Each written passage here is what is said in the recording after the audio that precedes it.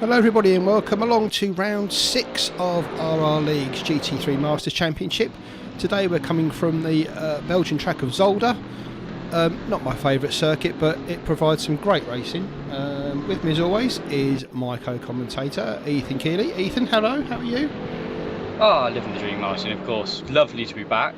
It's been a busy fortnight. It seems ages ago since we had the last race, doesn't it? I mean, you know, we're back to seeing Mike Stoffmill probably going to lead the timing sheets today, but it just seems so long ago since that. What was a thrilling race at Bathurst. It was just, you know, I'll still watch that stream back even today and have a good old laugh over it. It was a cracking race. Oh, absolutely. I think that's definitely made the wait more difficult. If it had been with all the will in the world, Mike, we love you dearly, but if it had been a Mike Stoffmill romp on at the front, well done, how's your father sort of thing, it would have been, it would have been good. We would have enjoyed it, but it wouldn't have been the same. The fact that we had a massive battle, three-way fight all the way through for the top step of the podium for the 300th race of the new RRLeagues has definitely made this wait for just that little bit longer. Yeah, indeed. As you remember, Max Haas took the last race. After that, it seemed to be like an hour and a half battle with Fabian Guide for the eventual win with, was it David Dorr, wasn't it, just behind the two of them? No. Ralph Farella. Farella himself, wasn't it? Yes, Ralph Farella just behind them. Just waiting to pick up pieces that never actually came his way, unfortunately. Max taking the win there, and he is on track at the moment. You're currently watching him going around there. So let's see if he can repeat what he did there. It's the first time lap out. You can see the purple sectors up there, but that's not to say he is the quickest of all at the moment. That's just because he's the first one leading them out. So let's set the first time. 2.5 miles is Zolder circuit. Literally made up of a couple of corners and a couple of chicanes, and you can lose so much time at those chicanes that the drivers today are really going to have to ping the curbs there to make sure they take everything they can out of those corners. Absolutely fine balancing line, of course. You want to take as much out of them as you can. That's how you get lap time around here. However, that is also how you pick up drive-through and potentially do damage to your car. We talked about it when we did the ACC race around here. Okay, different physics, different damage model, all that malarkey. Same cars though. And while, yeah, you could ping off that curb 3 or 4 times, you might be alright.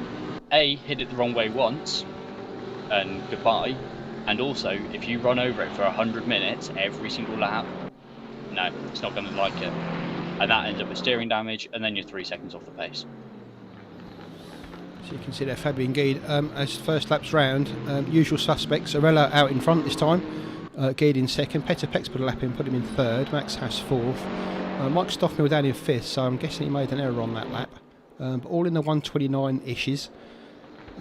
Starting from the 129.0s up to 129.975. That one time there is for Fillingham in his Porsche, up in 8th position.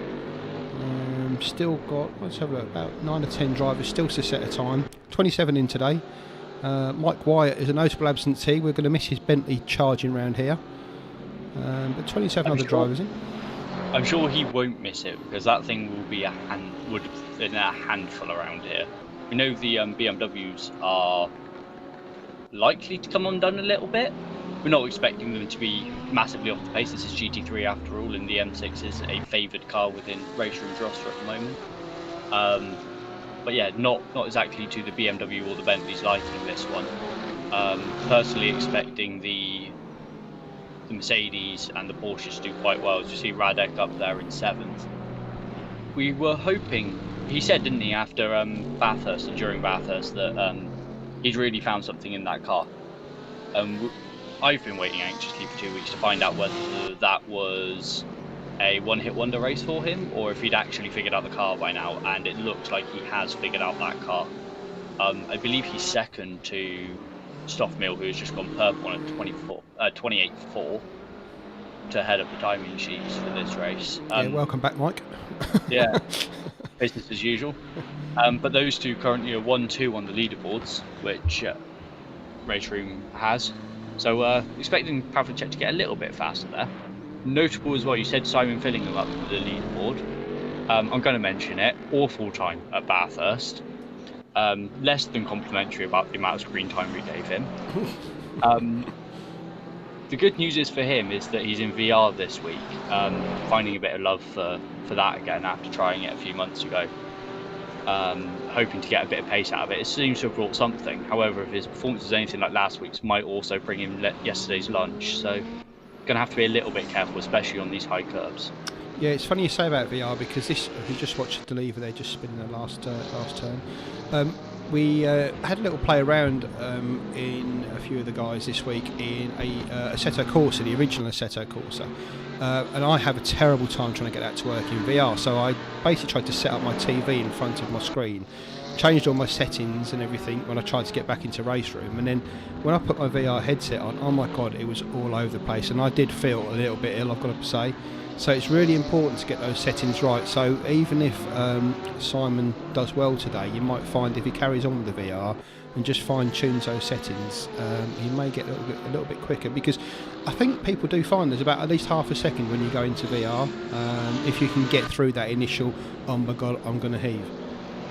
Oh, absolutely. It's like it's FOV, isn't it? That's essentially what you're doing, and people talk about proper FOV and all that sort of stuff and immersion, but actually having the correct FOV for your monitor and for where you're sat in relation to that is incredibly important. It gives you a massive bonus in being able to judge where the car is and how the car is shifting throughout the turns, and VR takes that to the next step.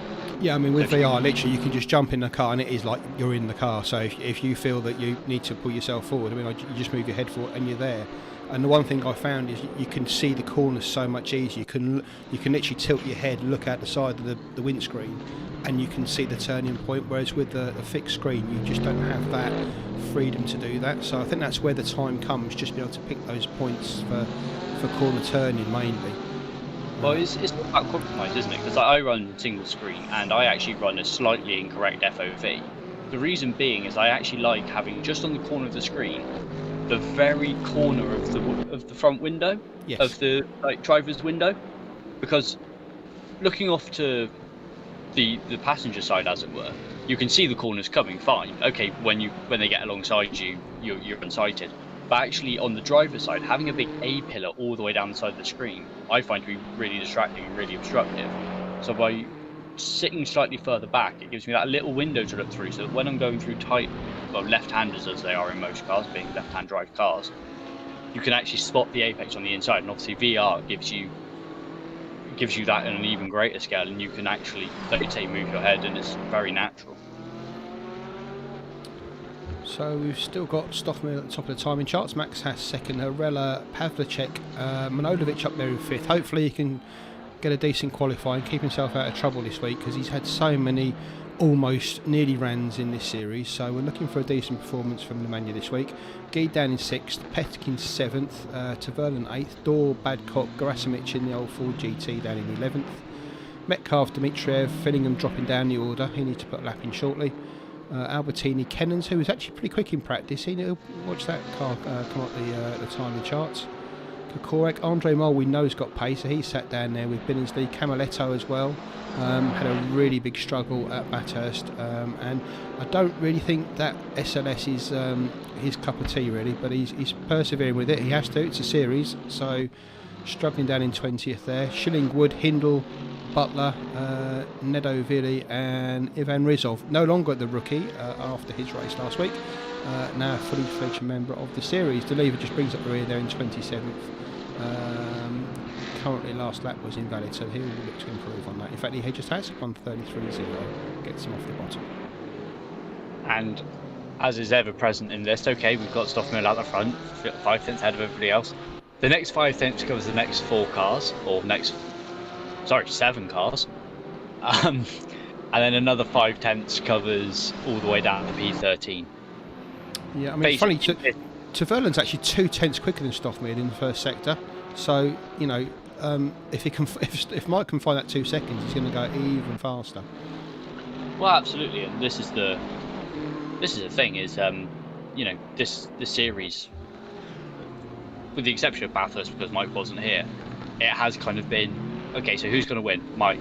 who's going to be on the podium? Okay, name 10 drivers, you might get 3 of them. Like, it's been a crazy competitive field, especially at Bathurst, with no clear winner really presenting itself until the until the last corner, really.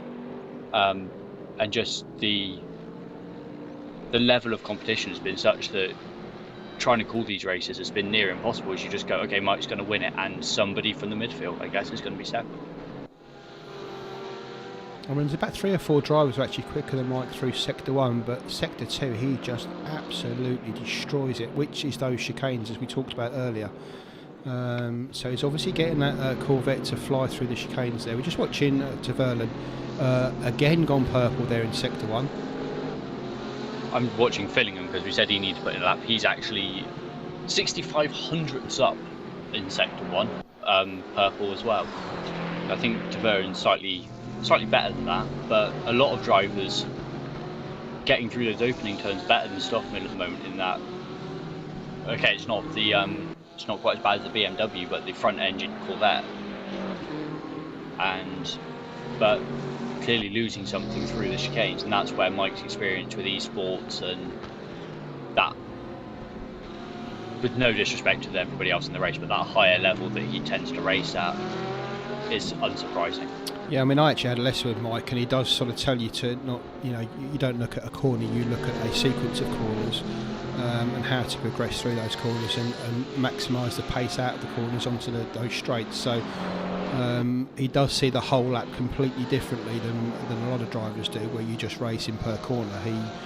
He looks at the whole lap, works out where he can be quicker or potentially slower through some corners to get him quicker through the next ones. But I think a lot of that time he's finding today is just absolutely nailing those chicanes as best he can.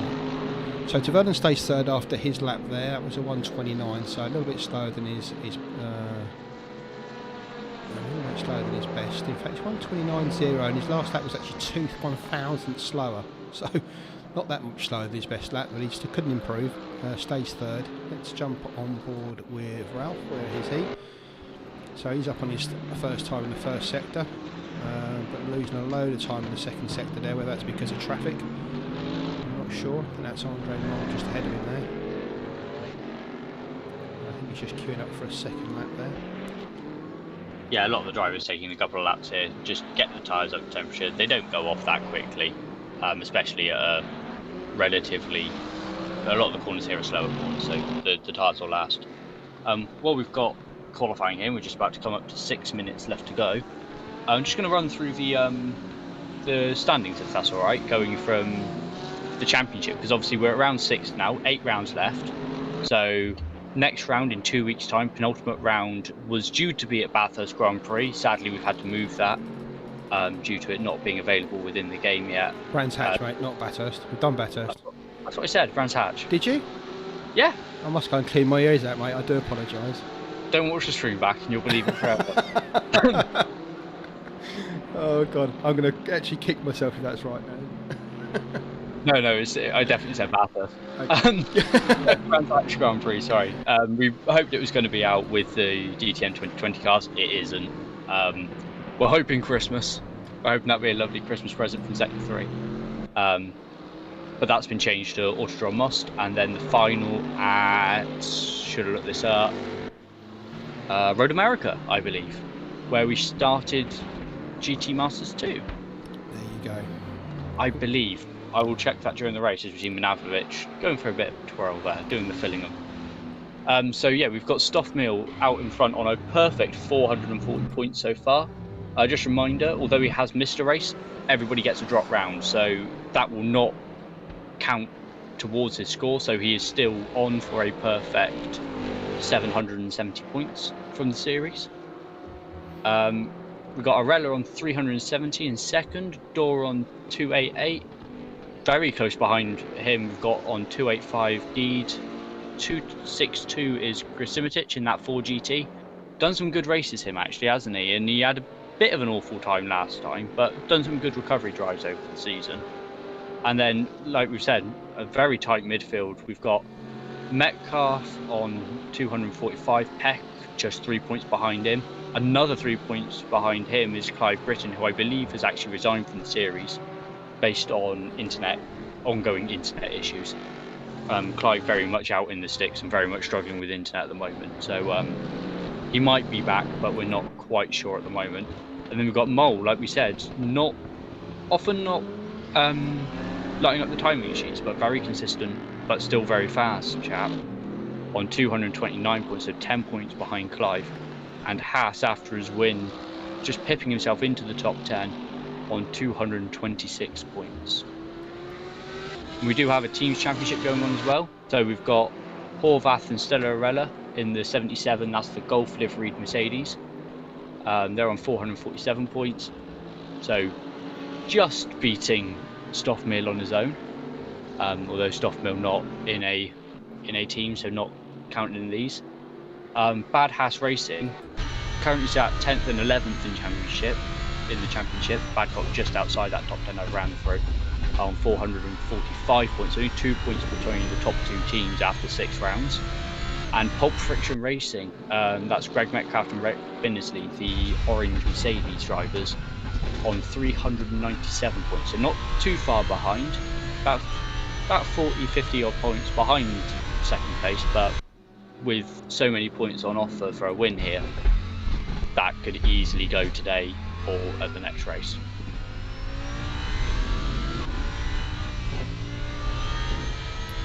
So yeah, 3 rounds to go, including this one, all to fight for. Just on board, literally on board with Max Haas now, just completing this lap. 10th down on his best time in Sector 1, but he is currently second.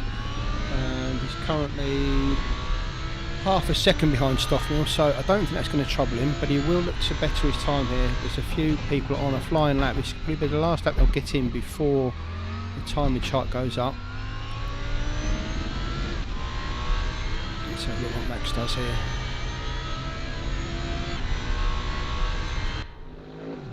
.128.9, so that's his best lap to date, but it just puts him slightly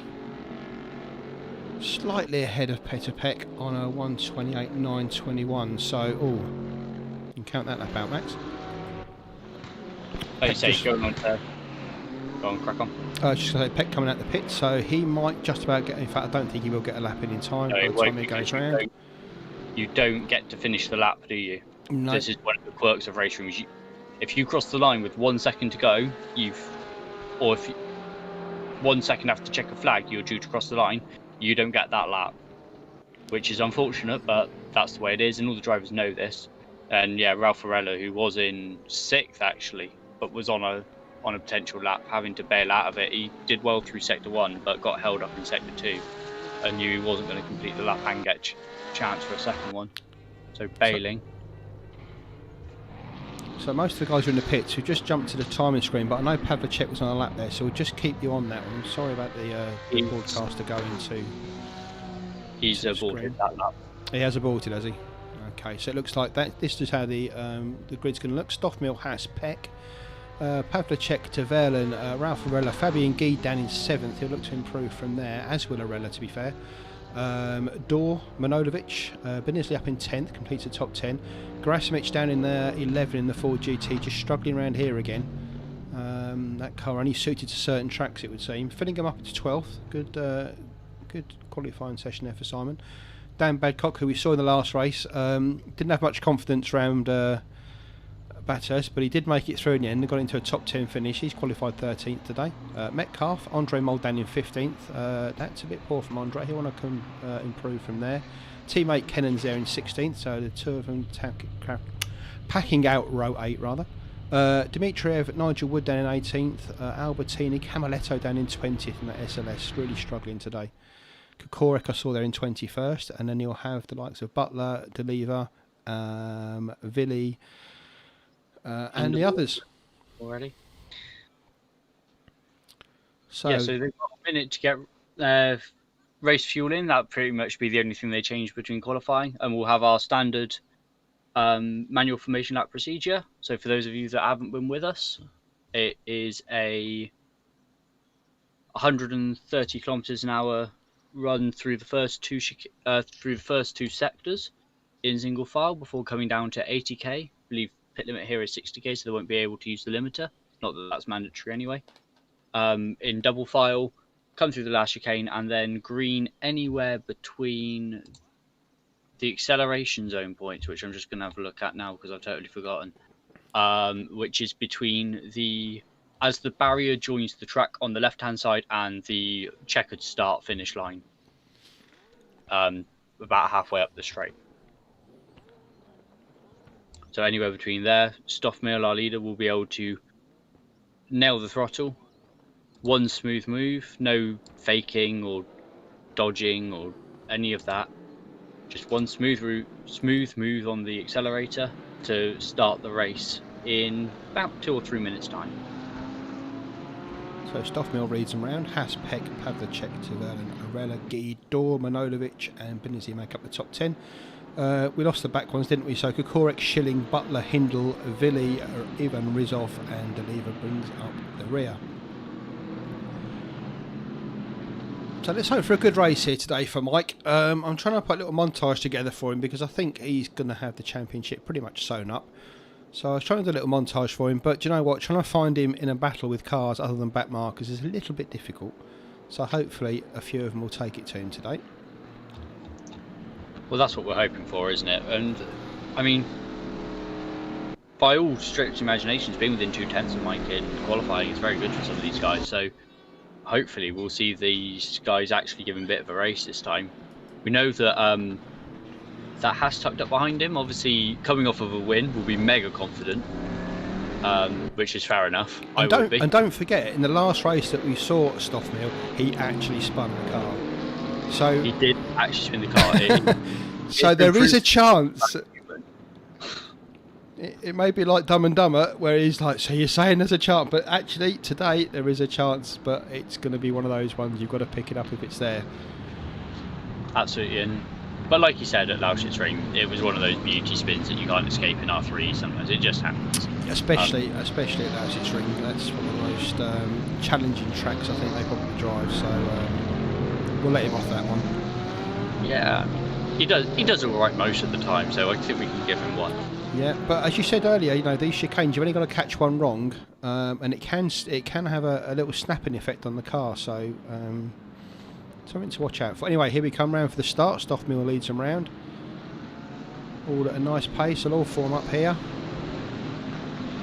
As Ethan said, the acceleration zone's just about to come, and they're off. He's hit it straight away, and Stoffmill leads them out into turn 1 with Haas behind. We'll just go back in the field, just make sure nothing happens at turn 1. Badcock got pushed out a little bit wide, having a bit of a wiggle over the Astro, but apart from that, looking down the field, it looks like everybody's got through the first 2 turns unscathed. Obviously a little bit of changing of position. I'm sure there was some paint swap between some of the guys, but nobody having major incident or accident, which is always a good thing to see as we come down into the first chicane. Big out braking manoeuvre here. We see Stoffmill absolutely clobber those curves. Just looking back in the pack, looks like everybody has got through that safely. A bit close to the power line diff, but yeah, a little bit of nose to tail in. We've got to be careful over here, over the crest. We don't want to see anything through there and into Gilles Villeneuve isn't really in the overtaking position. Guys running nose to tail, but like we say, nothing going on. Stoffmill romping away from the field though, and taking Haas with him. So that Audi, we know it's a bit precious over the curves, isn't it? It's a bit of a princess, but clearly Haas got something in that and thinks he can just take the fight here a little bit. I also think there's about another 10 mile an hour in that car, powered by confidence. I think Max actually, getting that win in the last race. It's been coming for a while, but he's struggled in the first few races just to get a qualifying spot that would take him up to that position. Last race out at Bathurst, he got that, and once he dispensed to Fabien Guide, I'm not saying he ran away with the race, but he always looked in control, never really looked out of position, even though Guide was pushing like crazy to get past him. Max just kept going, got the win, and probably taking that confidence into this race to take it to Mike. I don't think whether he can carry that through the race and just keep on Mike's tail. We hope so. We hope so, because if he can drag, you can see Petr Pek there. He's had pace in the last few races. Just putting out a little bit on Pavlicek. If he can go with them, that would be great. Absolutely, like you say, Peck having a good couple of races, and Pavlicek having a good race out of Bathurst, and obviously Ralph is always there or thereabouts out of Guide. So hopefully these guys will be able to have a decent battle for the back end of the podium. But I think it's very much going to be Haas and Stoffel, and they'll be looking to reel Haas back into that battle over the course of the race. I think I know what you mean about hoping that Haas has it in him to stay. They don't get better, do they? Oh no, they get worse deliberately. Deliberately make them worse as the series goes on. Mostly because I know now that Clive is probably going to be watching this at some point, and we all know how much Clive loves a good dad joke. So, especially for him at this point, love you muchly, mate. Yeah, hopefully has something in his back pocket to deal with Mike. But I think Mike probably has an ace up his sleeve and can just, like he's doing at the moment, just drop the hammer a little bit and pull himself a little bit of a gap over the course of a couple of laps, and then just manage that out. He did let us into that strategy a little bit in the after race chat following that win at Lausitz Ring, where he did say he literally throws the pedal to the metal for the first few laps to build that lead, and then just calms the pace down a little bit. So you can see already he's built up a 2-second lead over Haas, but he's not literally driving away with this. Haas is keeping him honest here, and this is Stoffel going full out at the moment, so fair play to Max for keeping it that close. Peck as well, keeping the same pace as Haas, keeping about 2 seconds behind him, and then it comes down to Pavlicek and Arella behind him, just keeping him honest. About a second back to Guide, he's got 2 seconds over to Verlin, and then the midfield led by Taverlan, to be fair. Yeah. I've watched them into the first chicane, and Taverlan went defensive through that chicane, as you all want to do, and the door closed right up to him. And as you can see, they're covered by a blanket. There's about 5 seconds covering the next 5 or 10 cars. The next 10, 15 cars even. Dimitrov, Camaletto having a quick look down the inside there, can't get through. Camaletto and Wood down in 19th and 20th there, so Jack has made the place up. Yeah, I believe that's been a swap. Assisted, I imagine. Not given, but kind of let him get alongside and go, okay, well, I'm not really going to fight this, he's my teammate. You see Badcock trying to go around the outside of Kennens through turn 2. And he's done it as well. All the way around the outside. That takes some doing. Fair enough to Badcock there. Maybe running slightly more wing, as you'll want to do at Zolder. It's very much one of the... We've talked about the balance of this calendar and how we've had Daytona and Bathurst, and we've got Road America coming up, which are kind of like your traditional power tracks. And this one very much a handling track, and kind of the organisers trying to keep that balance to make all the cars viable. And the Audi, we know, although it doesn't like the high curbs, is a bit of a downforce machine. So we're expecting him to go well here.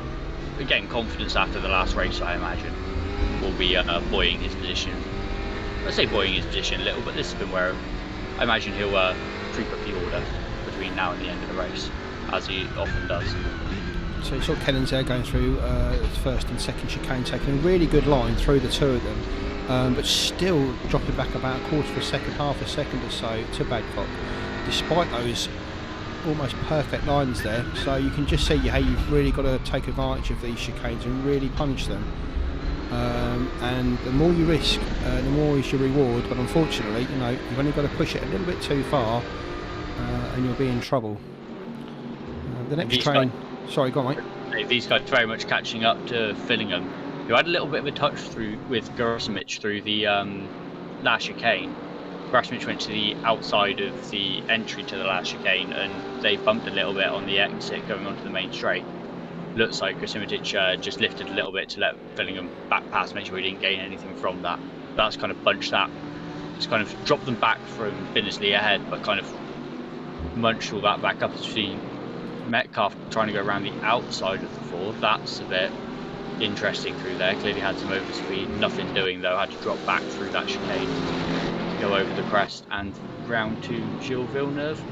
these cars are very fast these days, and unfortunately, in the case of the Villeneuve chicane, the braking point is literally the moment you get the car straight. So if you try and do something into there, you're risking a major locking and probably a trip into the gravel trap beyond. So you see the car's brakes are really heating up as they come into that corner there, just to take that hairpin round. Hard braking. Just got to the Tverin, Dor and Manojlovic battle. See Dor on the outside for the next corner there. You might have a preferred line if he can get ahead, and he doesn't. Just watch out for Manojlovic ducking inside, but he doesn't manage to quite get there. Although this might be what we've seen before, is Dor just checking up there behind Tverin, looking to duck under him, but didn't quite have the speed to get under the big BMW there.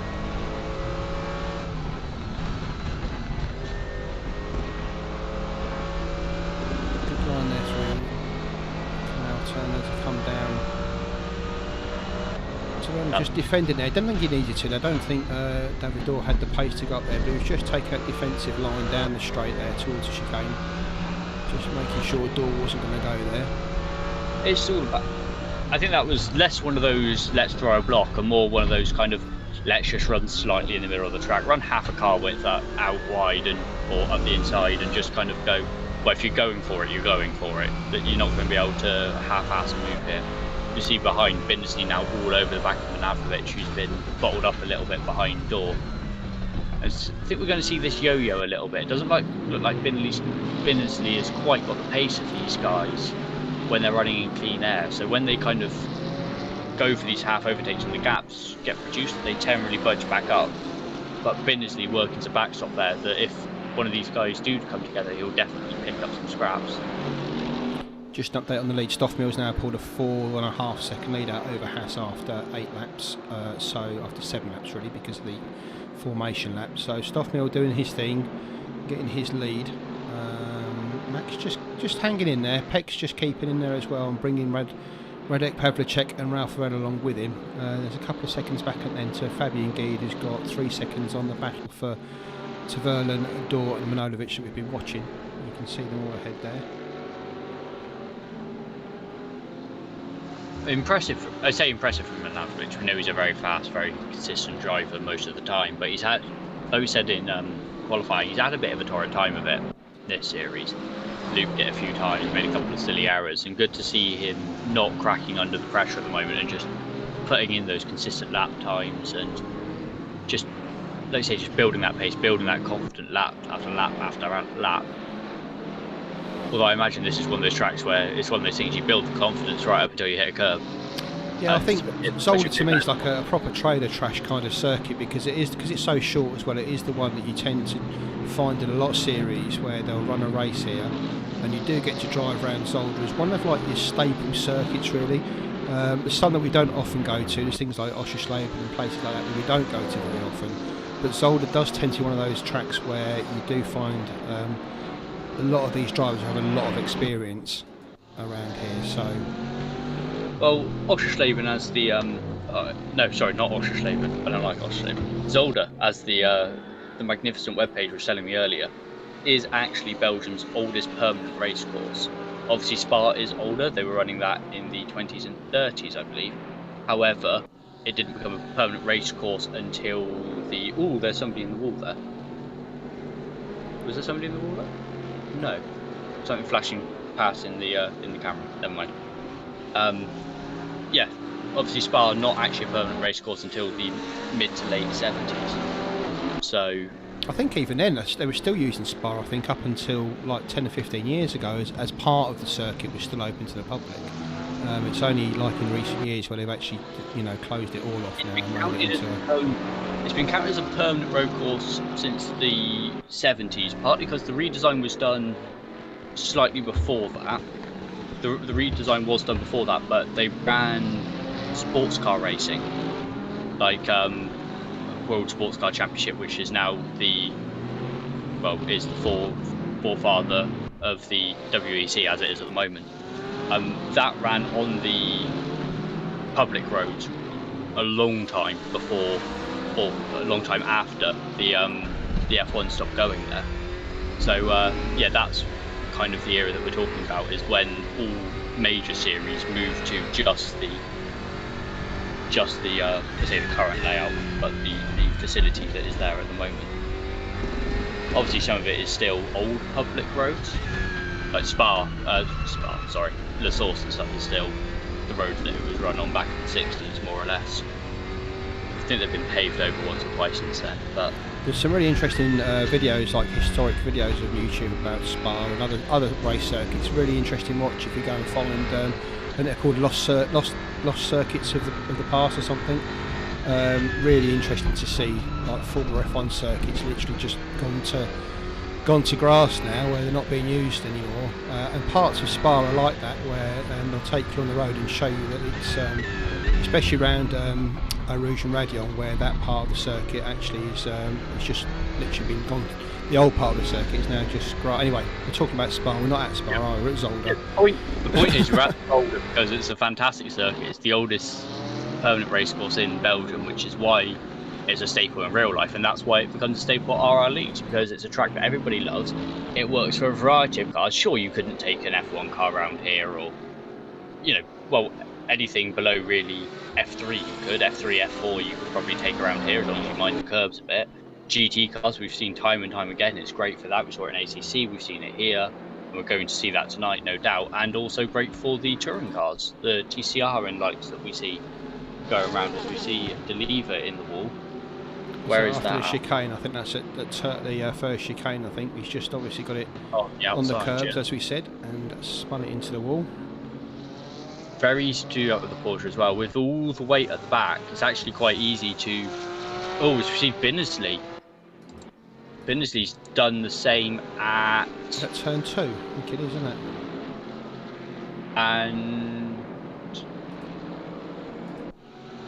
we see Deliver actually getting a penalty there for his track limit abuse. I don't think he gained any time there, unless it was at the next chicane. Might well have been at the next chicane. Obviously, the unfortunate thing is if he makes an error and cuts the course on the inside of one of those turns and then spins off the next one, or spins through one and cuts the course of the next one, then hits the wall, the game doesn't worry about that. It just kind of pings you with a penalty, and you kind of get it double for your trouble. Although it looks like now Deliver is actually, with that penalty, decided to give up the ghost. Deliver and Kokorek both out of the race. That's Kokorek there we're looking at in the pits. So they're both out of the race. So down to 24 runners now. We should have 27. I wonder who didn't start the race. I'll have to have a look back at that and see if I can work out who didn't start the race. But anyway, we're down to 24. You can see Petr Peki, he's got Pavlicek just behind him. They're at a second and a half behind Haas, who's now 6 seconds behind Stoffmill. So Stoffmill just stretching that lead and stretching his legs to get a lead for the pit stops, which will come in around 30 minutes or so. Yeah, so just a reminder, mandatory pit stops in this event and in the series as a whole. So that will be 2 tyres, has to be front or rears. Around 50 minutes is where they've been pitting, but it can be anywhere between an hour and 15, anywhere between 25 minutes and 75 minutes. Yeah, so an hour and 15 and 25 minutes left on the clock. You can do that. However, the cars go about 70 minutes on fuel, so most people splitting it 50-50. So we saw Badcock earlier go around Moll, or was it Kennans, wasn't it, went around early. He's now dropped back behind Kennans. Binnersley has just overtaken Nigel Wood, who he was behind as well. So Badcock must have had some sort of incident, because he's dropped back a few places there. But we've seen him got pace, so he should be able to pick that up again. We see Tavarin is actually stuck now behind Guide. That was the other way around earlier, wasn't it? Yes, it was. Yeah, Tavarin's dropped back a little bit, I think, hasn't he? And it looks like, yes, Tavarin has damage. Now, the car in front doesn't, so I'm going to assume that is he's hit something, had a bit of a hard time, rather than server issues. Although I don't know what happened on your screen, but when we were looking at Binnersley, it looked like he did kind of go off into the gravel and then reset to the track a little bit. So whether that is server damage and not real damage, Yeah, for those of you watching, don't know what server damage is. When there's a slight disconnection, a lot of, or one of the race room features, bugs, is that a lot of the cars will come back with damage on them. So you won't see it from the car, but certainly from the broadcast, they all look like they're a little bit worse for wear. And you can see, sometimes you can see the damage. Just to point that out, you can see the damage from the car.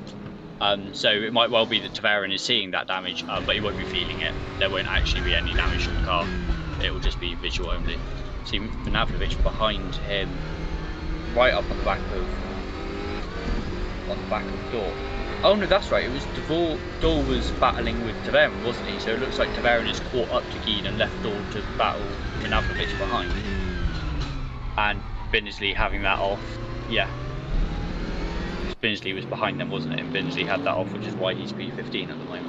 Yeah. So we've got three little groups here. We've got Haas, Peck, Pavlicek and Orella in a little group, and you've got a bit of a gap into Geed and Tavarin here, and then Dor, Manojlovic, and a gap back to Fillingham and the pack. We've just gone to Simon Fillingham there. You can see he's got Grasimic behind him with Greg Metcalf behind him. A bit of a gap into Mole, and then the battle between Mole, Kennans, Binsley and Badcock we were looking at earlier. So I'm still keeping it on the straight and narrow. I'm having their little. I think a lot of them are just losing like a half a second or a second, and little touches on gravel and a little bit of sideways on the curb, because none of them really having massive instants, but they're all losing a bit of time here and there, and they're swapping places. Well, obviously, as you hit the curves as well, we talk about the odd bit of damage could happen. Some people might have picked up a little bit, but also like it knocks your confidence, and you know, the car works better when all the wheels are off the ground.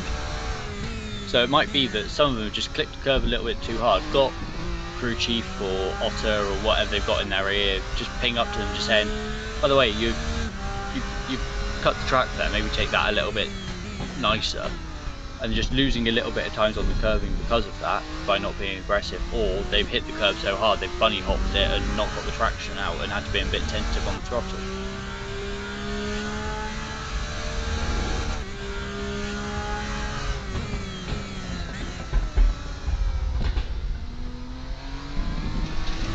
Fillingham.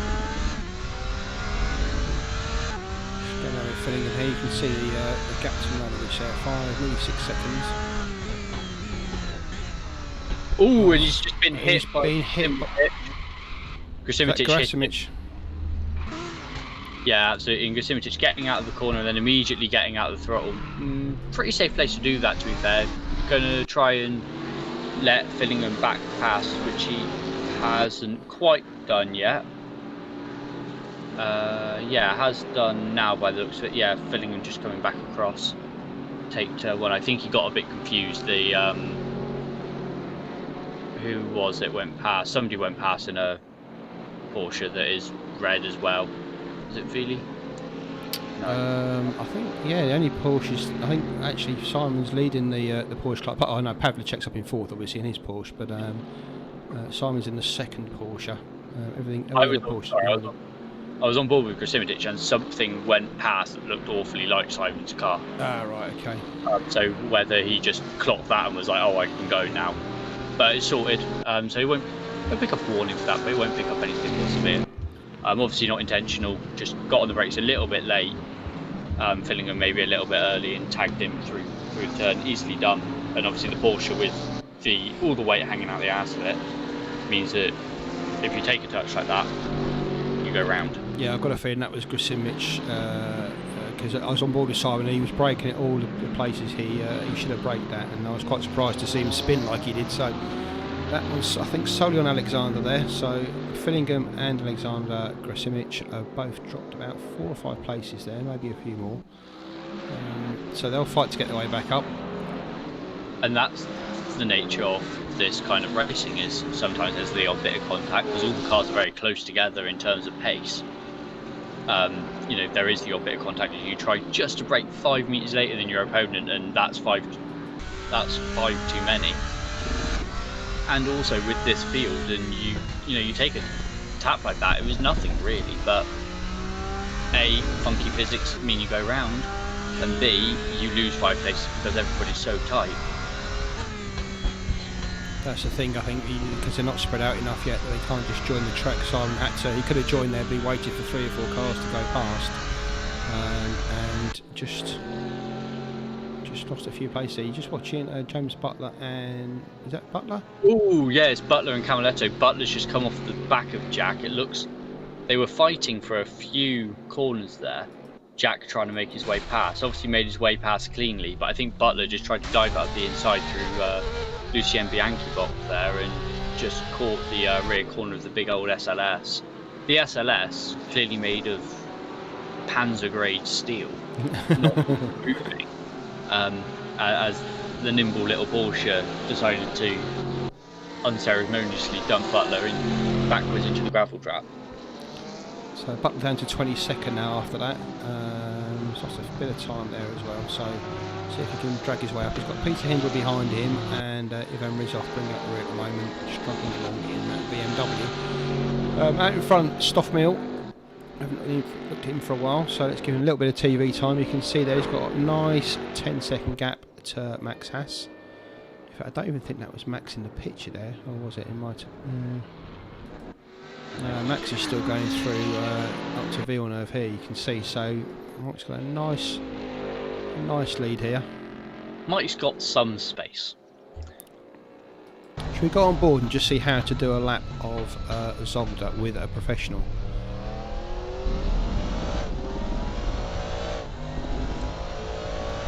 Sorry, just to confirm, before you do that, it was the 24th place car between him and Haas. Right, okay. So a little way to go before he comes up to traffic. He's obviously come through the last couple of turns now, and traffic's just coming out of turn 2. So Stoffmill goes over the start finish straight down to turn 1. You can see very tight to the wall there, over the curb there at 1, drags it right out wide, pushes it back for 2, brakes, corner apex. You can see how he lets the car coast through that corner, doesn't go right out wide, but takes a real apex as he comes through down to, I've forgotten the corner names now. Thank you. And then down to the first chicane, you can see him drag it right over to the right, brakes, now really hammers that chicane. Whoa, look at that. Takes as much of that chicane as possible, over the crest and towards Villeneuve. Again, all of that curb, all of that curb. You can hear the engine just not working at all, so he's just letting the car coast through there. Now he's on the accelerators, he comes out of it. Is it full gas? It is. Up to the hairpin. He doesn't have any other speed, that lad. So he takes the curb on the inside there, lets it drift out through the kink, down to the last chicane, brake just under the bridge, and again all that curb, all that curb. And I'll keep an eye on his time as we go through.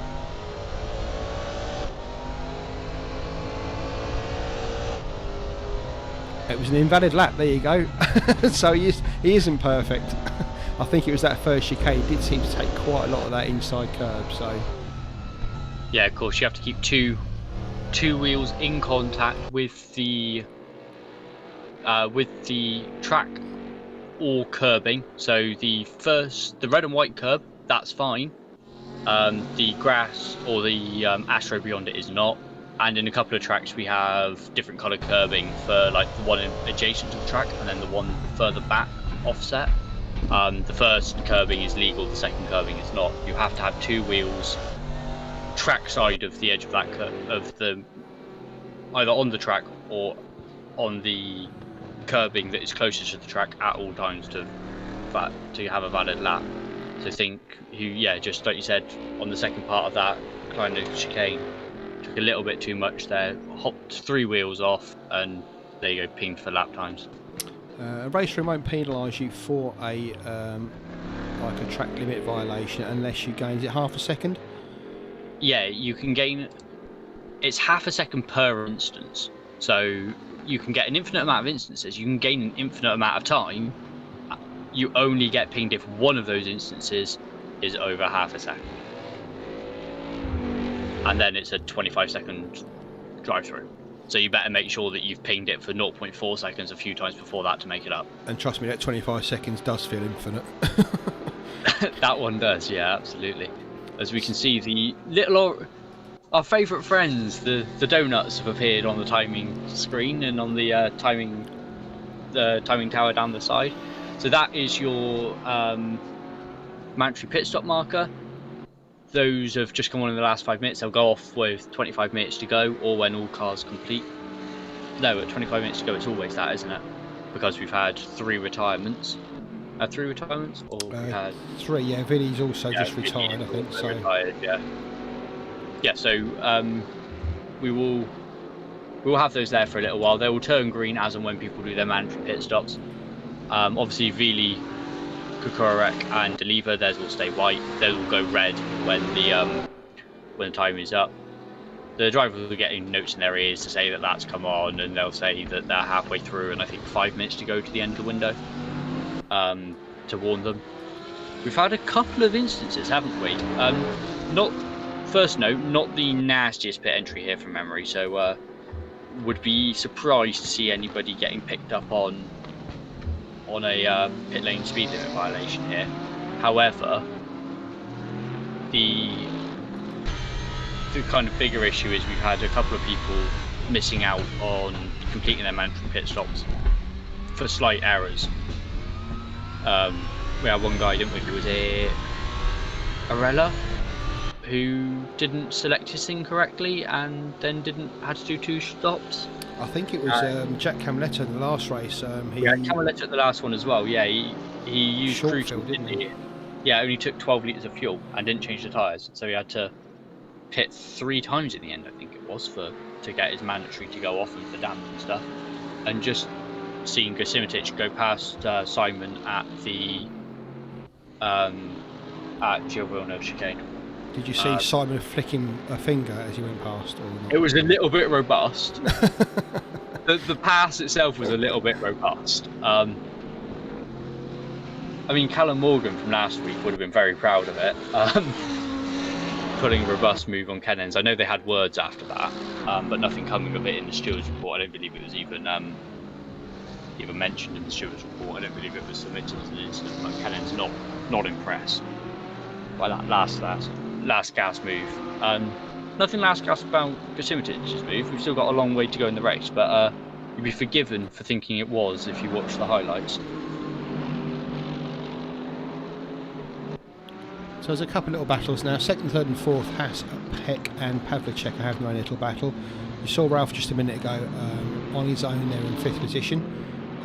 Fabian Guide as well on his own slightly. You can see him just ahead there of these two battling to Vernon and Dorr. Manojlovic about 3 seconds back. You can see him there in the yellow Mercedes. Big gap then back to Metcalf, who's got Andre and Moll keeping close company. Benazir and Badcock together. And then Kennens, Grasevich, filling in Wood, Camaletto, Mark Schilling, Butler and Peter Hindle and Ivan Rizov bringing up the rear. In fact, Dmitriev is now, I think, in the pits. He's gone. So we're down to 22 now, so I'm losing them at a fair old pace at the moment. Yeah, it's a shame to see that. Obviously, we haven't got everybody here today, but the way this series is set up, it's only 36 entrants. Obviously, a couple of people have dropped out from the series, so there's more than that now. So if you are looking to get involved in this sort of championship, you can sign up as a guest. We're on Race App to sign up there. You also need to be on our Discord, which you can join from the forum at rrleagues.com. Sign up on there too to get access to Discord and to check on all the events that we're doing. We haven't had a race club this month. We've taken a month off for reasons amongst the staff thing. We've had reasons for that. This is a bit of a shame, but there we go. Happens. And so we've got this every other Wednesday, which partners on the Sunday. So this Sunday coming, and every Sunday that this runs, we have the Audi TT Cup cars. And then the other Wednesday, the alternate Wednesday, we have ACC GT4. And then once a month, have we got one more month? 2 more months. Two. 2 more? Yeah. No. Yeah, I hope so. I love it. Green Hell, round the Nordschleifer, multi-class GT3s, the Audi TT RS. Is it RS ones? It's not. Is it? Yeah, it's the Audi TRS BLN. Yeah, that's the one. And the little BMW 235i's, all in their own little battles. There's 3 races going on every other or every month or monthly Sunday. Every first or third or. It's the one race I absolutely enjoy because it's not really a race. You're just driving around for the sheer shit. Bloody hell, I love it. Let's just put it that way. Yeah, it's one of those ones where it doesn't matter if you're not in a battle for however long it is, because you're battling the track, and that should be good enough for you. It is. It is a real challenge against the track, especially those long 2.5 hour races. You've got to keep your wits about you at all times.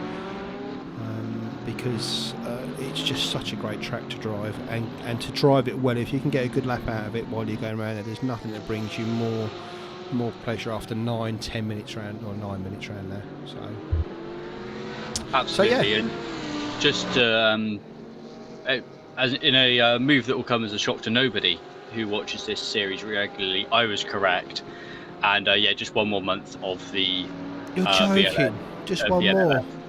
One more. Yeah, we don't run into. Well, we do run into about mid-December, don't we, with these championships usually? But that one would be early to mid-December, and getting a new one ready and all that sort of stuff. We decided to cut it short at 10 rounds. 10 rounds is so much better than 11 as well. It is, but I'm kind of suicidal now you told me that. But never mind. Anyway. Oh, you'll be suicidal when I tell you it's a 2-hour race around the Nordschleife for VLN. Love it. Absolutely love it. VLN's the worst version of it. Anyway. Did you know we're at Zolder and not at Spa or Nordschleife? Yeah, but thanks for doing the admin. I'd almost forgotten. Oh, and if you're watching this, give us a thumbs up. You sat there. We never get enough thumbs up. So if you are sat there watching this, please give us a thumbs up. And if you haven't subscribed, which I know half of you don't, because I do look at the stats, get subscribing. You can see this and loads more. We've got loads more to come. As Ethan was saying, these seasons, obviously we're on round 6 at the moment. There's 8 rounds of this, and then we'll be on to our new season of Chills and Thrills. So Children Thrills coming 2021. We have a little bit of a longer off season, as a traditional RRLeagues around Christmas time. We finish back 2 weeks before Christmas. There's normally some fun events going on, and we kind of throw the doors open a little bit, in the sense of we pay for the servers. The servers are paid for from a company called Hikora, who like I say, they let us use them.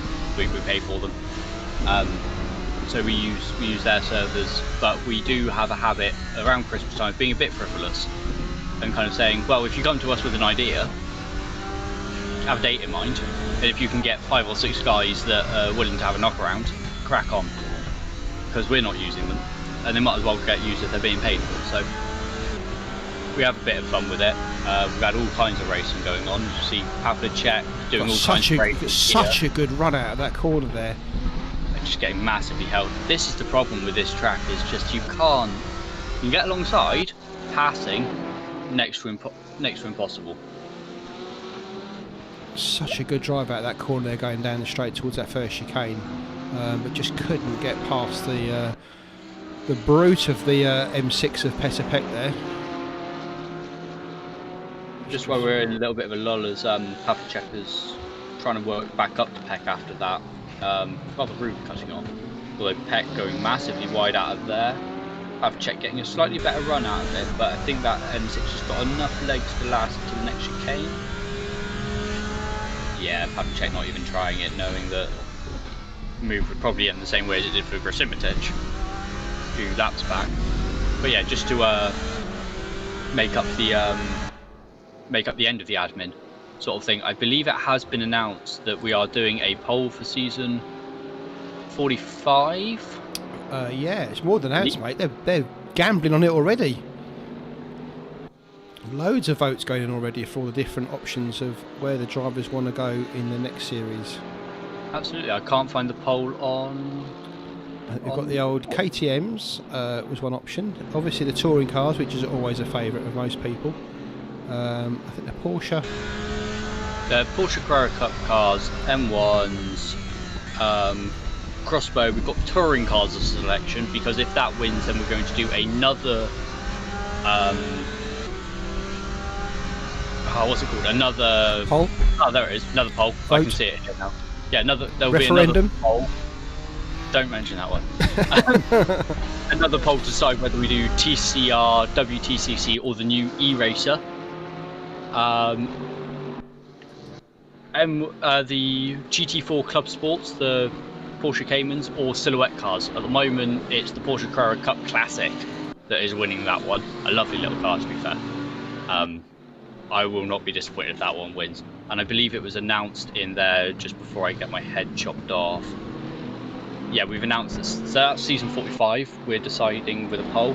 Season 46 will be on Race Room and feature DTM 20 class. So that's this year's DTM cars.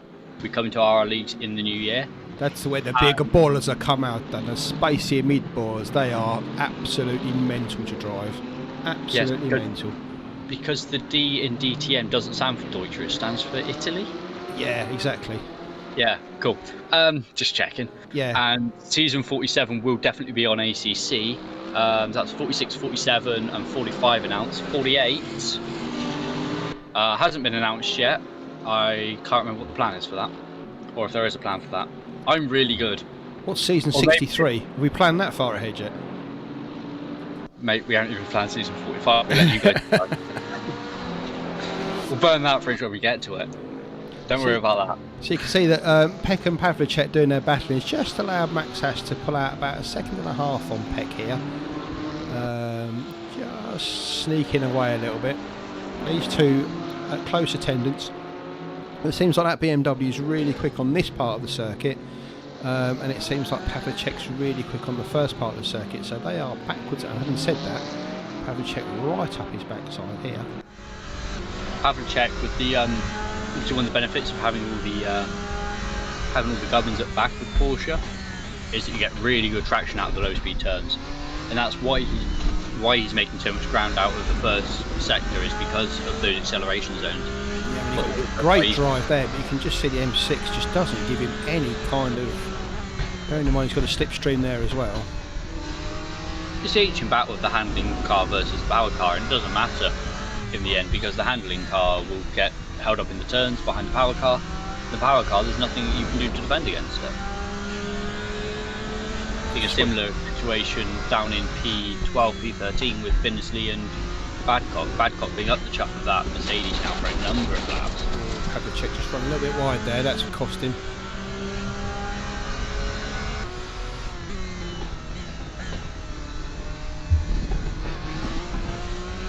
You can see the line Pavlicek there, and compare that to Stoffmill and how greedy Stoffmill is with those curves. You can see where that time comes from, Mike, even if it is illegal.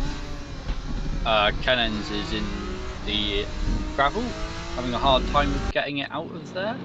Ooh. Almost got taken out by Nigel Wood there. Nigel Wood through as well. That's out on the outside turn one. Not sure what happened there. Don't see any. Didn't notice any battling on the timing screens before that, so maybe just dropped it himself. And don't forget, Kennens has now got that lovely race room gravel experience for that car for a couple of turns, so it'll be a while before he gets back up to speed. I think he's there now. And Kennens is actually his first race on the Thrustmaster LCMs. Oh, has he got the pet? Oh, I must ask him about those. They are a possible upgrade for me. They are for me. Barring a couple of incidents and accidents, they will be my next upgrade. Mostly puzzles are the way forward, I think. They are, and they're €180, £180. I think they are about €200. So £180. That's probably what $600 US, isn't it these days? Might get you a cornflake. Yeah. Yeah, it's for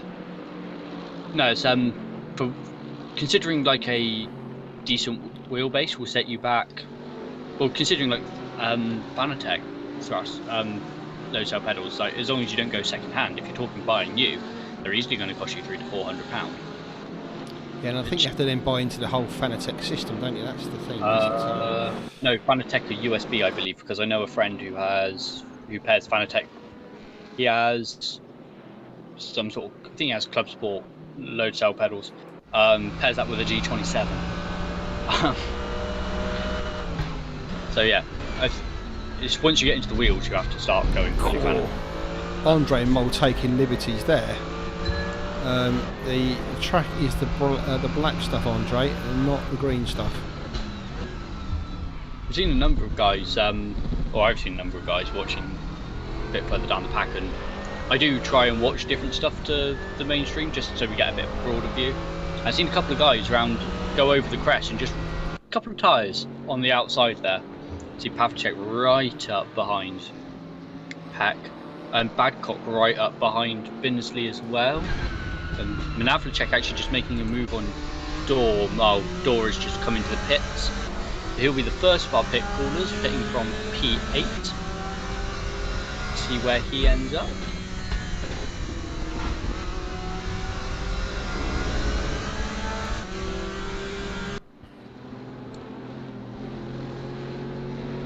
So you can see Arella's just caught up a little bit on these two after Pavlicek had that little venture into the gravel and lost a second or so. Sorry, Camaletto's given up the ghost, but Butler just in the bits. Yeah, Jack's out. He's really struggling with that SLS, I think. Butler in the pits, Moll in the pits, Door in the pits. So it's all started now.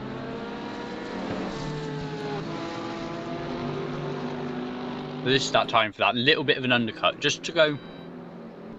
With it being a relatively long lap time around here, you're only talking 2-lap undercut, which is just about right in these cars to get those temperatures back up and hopefully come out of the pits well and good. We saw it at Bathurst, didn't we? Arella went longer than the two ahead, came out ahead of them, but didn't have the grip over the top of the mountain and had a little twitch coming out of the Forest Elbow, if I remember. That's right, and just allowed Max the other two freight train past him, didn't they? Fabian get past, yeah indeed. Ooh! Very late braking there from Badcock, almost took Binnersley's rear bumper off, but he lived to fight another day. Badcock who in 11th, Binnersley in 10th. Stoffmill still out in front, 15 seconds almost now over Haas, who's got 3 seconds over Peck. He's pulled that out a little bit now. Who's just separated himself from Pavlicek. Arella's now probably closer to Pavlicek than Pavlicek is to Peck, so Arella just picking his pace up now, which is all good stuff. Gasimitich in the pits, I believe. Yeah, Hindle's also dropped into the pits as well from 19th.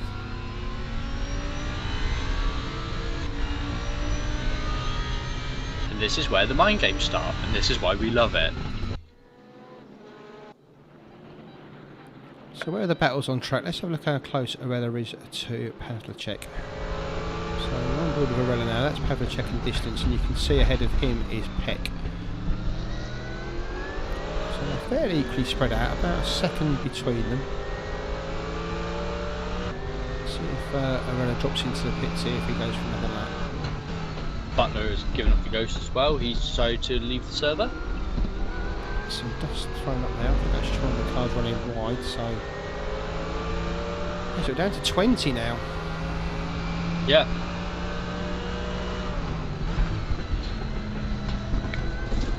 Cannon's in the pits, that's all good. This is to Vernon, got Guy just ahead of him. Battle for 6 this is. Guy's about 5 seconds behind Arella, sorry Bob. This has been going on for a while now, and let me say, Tverin carrying that what we assume to be server damage, because he caught up to Guy, didn't he, after dropping Manavlovic and, well, Binnersley dropping himself. Somebody else comes in the pits, I'm not sure. Or is that... I certainly heard the sirens go, so... Cannon's out. Cannon's out. Pit out. So, about 18 seconds behind Gasimitich, who was actually the last man to leave the pits. For him, as Simon Fillingham dropped into the pits. This will be interesting to see where he comes out. So he's gone 1 lap longer than Gasimitich. They were fighting for a long old while before that contact, and they've continued fighting since. Door looking like he's getting held up in traffic a little bit as well, as actually Schilling pits in front of him. So maybe just time that right, David Door. Now got about 20 seconds ahead of 20 seconds from Nigel Wood ahead. Nigel going long at Bathurst, wasn't it, as well? Yes. Might have to watch for him a little bit. Got Rizov in the pits. Butler in the pits, I guess. No, Butler out, wasn't it? Oh, Guy just a little bit wrong there, that chicane. That's given to Vernon. A little bit of run on him, but Guy's managed to pick that pace up just out of that final turn Verlaine just let him know he's there. Put it down the inside. Got Fillingham rolling, and looks like Simitic has passed. Has he passed? There's a long old pit entry here, isn't there? A pit exit, rather. He has not passed, no. My bad. Different car going through it. Is Mole going through, not... You can see Fillingham there, and in the distance, there is Grasimic. Am I getting that wrong, Ray? No, I don't think I think Alexander's quite happy with this, just bumbling our way through with his name, so that's fine. We are very sorry, Alexander. We do try and say it. He loves it, really. Sadist that he is. Haas up on the Jacks, and Manavlovic is there too, also on the Jacks in his Mercedes. Those two deciding to pit on similar laps. Obviously, there's a little bit of a gap between them. And Badcock is still trying to reprofile the back of Vinsley's Mercedes. Good to see nothing much changes in Walton's Mountain.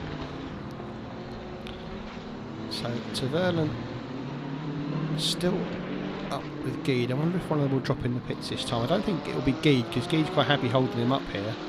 I wonder if Verlaine will drop in. Looks like Geed comes in. Hopefully it's not Verlaine as well, because obviously the idea is there from Verlaine is you're kind of getting to that point in the race where it's like, well, what he does, I'll do the opposite. Yeah, do what he doesn't. So Verlaine comes through to 5th as Geed drops into the pits. He's probably one of the top guys who's in at the moment, Geed. So just rolls into the pits there and stops there. Oh, missed his slot. That'll cost him a couple of seconds. He's in now. Where is he? Are they working on that car? Yeah, GT3. In race room anyway, sequential. Okay. So, because I always get this, I always ask people if pit stops are sequential, mostly for when I'm doing strategy stuff for iRacing. I say, is the pit stop sequential? And they go, yes, and they think it means it happens at the same time. Doesn't. What it means is, so when we talk about sequential pit stop, fuel goes in first, disconnect the fueling hose, then do the tyres.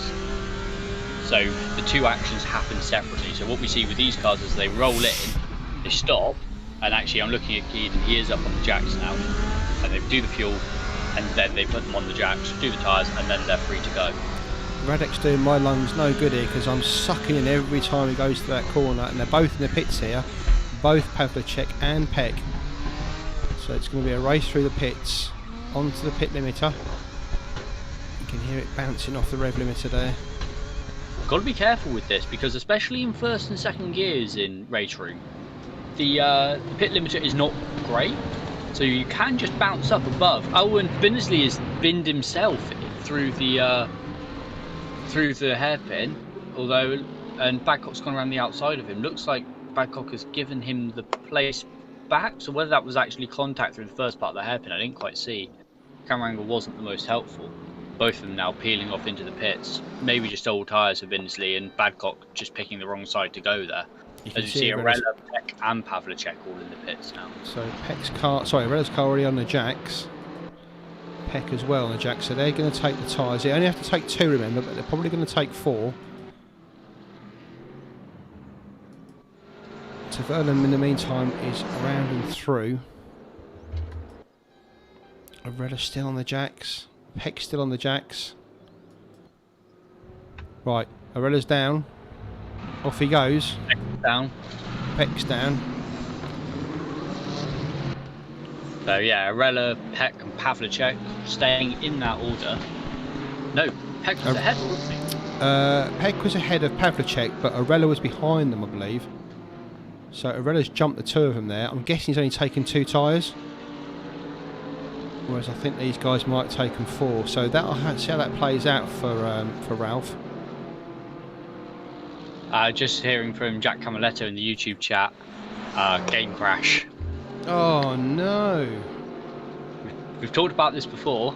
We're very fortunate, and it would be really, really crap if people like Sector 3 and Razor Sims and all that sort of stuff decided, and Kunos, etc., etc., etc., decided that a suspension failure could randomly collapse on your car or whatever. Sad. Thankfully, they don't put that in, these random mechanical failures. This is the sim racing version of it. Things give up the ghost. Internet, wheels, anything really, anything that is a moving part might decide just to have a bit of a go at you. And software is no different. As you see, Mike completing his mandatory pit stop comes out in second, by virtue of the fact that Tverlen hasn't stopped, but still a good 20 seconds ahead of Haas. So it looks like he used that extra time he was out on track to good use, gaining a bit more of a gap. So if Tverlen goes through here and doesn't stop, this will be the only lap that Mike hasn't led in the races he's attended. Are you sure about that? I'm kind of thrown out there thinking I'm right on this, because I think he's led every lap so far. So if Tverlen goes through here, this will be one lap off Mike that he hasn't led in this series. And you're now going to ask very, very nicely if I'm going to go check this, aren't you? But he doesn't. Christopher pulls into the pits, so I'm guessing who's going to cross the line. I'm guessing it'll be Stoffel. Should cross the line because of where the pit lane is. Yeah, indeed. I will double check to see if you are correct. So, can you count that as leading a lap? I guess you can. Yes, because he's missed his pit box. He's missed his pit box by a long way. Oh, that's devastating for him. He'll now be back. Where was he before? He was battling with Geed, wasn't he? So he'll probably be behind. He'll probably actually slip back into that gap because there's a 22-second gap between Geed and Mole. So it looks like he'll come back into that gap, but a lot closer to Mole than he was previously. Though Mole hasn't stopped, has he? I've got to be honest, Tverlen's only just gone as pit. I call pit dead in my display, so I don't know if he was struggling in the pit box to get the car straight there, but he might have lost quite a bit of time there. We'll see where he comes out, like you say. Tverlen, very fast guy, and definitely consistent, and nobody can ever take that away from him. But very much an ACC chap. Been doing 3 or 4 races now with us in this particular season. However, like I say, very much an ACC guy, so whether, just little differences in the procedures and stuff like that can give you just the odd delay in the pit stall. I think you've got deja vu. You're not wrong. This is Pavlicek. Peck's still in front of him after the pit stops. So despite just losing about half a second, Pavlicek soon caught that back up on Peterbeck. And now we're going to have to go through the lung clenching time as he comes, and the brake on that Porsche is so good.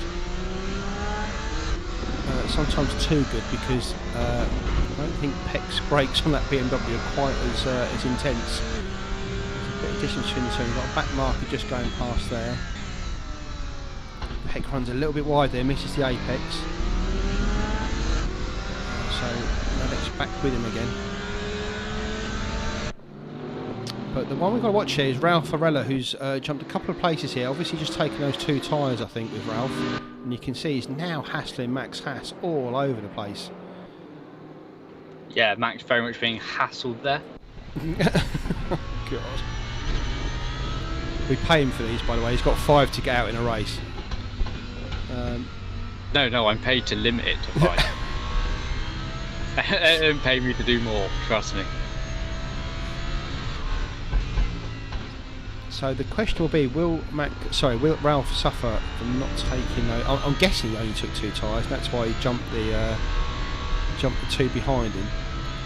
Will he suffer for that later in the race? We'll have to wait and see. Oh, look at that. He throws the car over the curbs there. And that gives him a run on Max through Villeneuve, side by side. Oh, no quarter given there from either of them. Max was not giving that up. So Ralph will have to try again.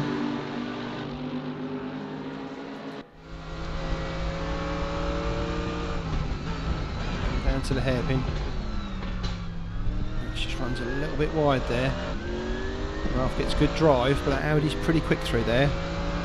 Come down to the final chicane.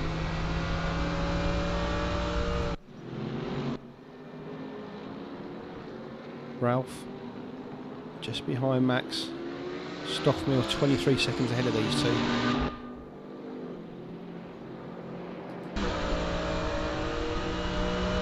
turn one they go. Max catches the apex, lovely, as does Ralph. Out wide into 2. Ralph being a bit more greedy there than Max. Run right, run wide as they go. Yeah, good. Keep it off the gravel. Yeah, it does. Right, up to the chicane. Let's see how they go here from the amount of curbing they're going to take.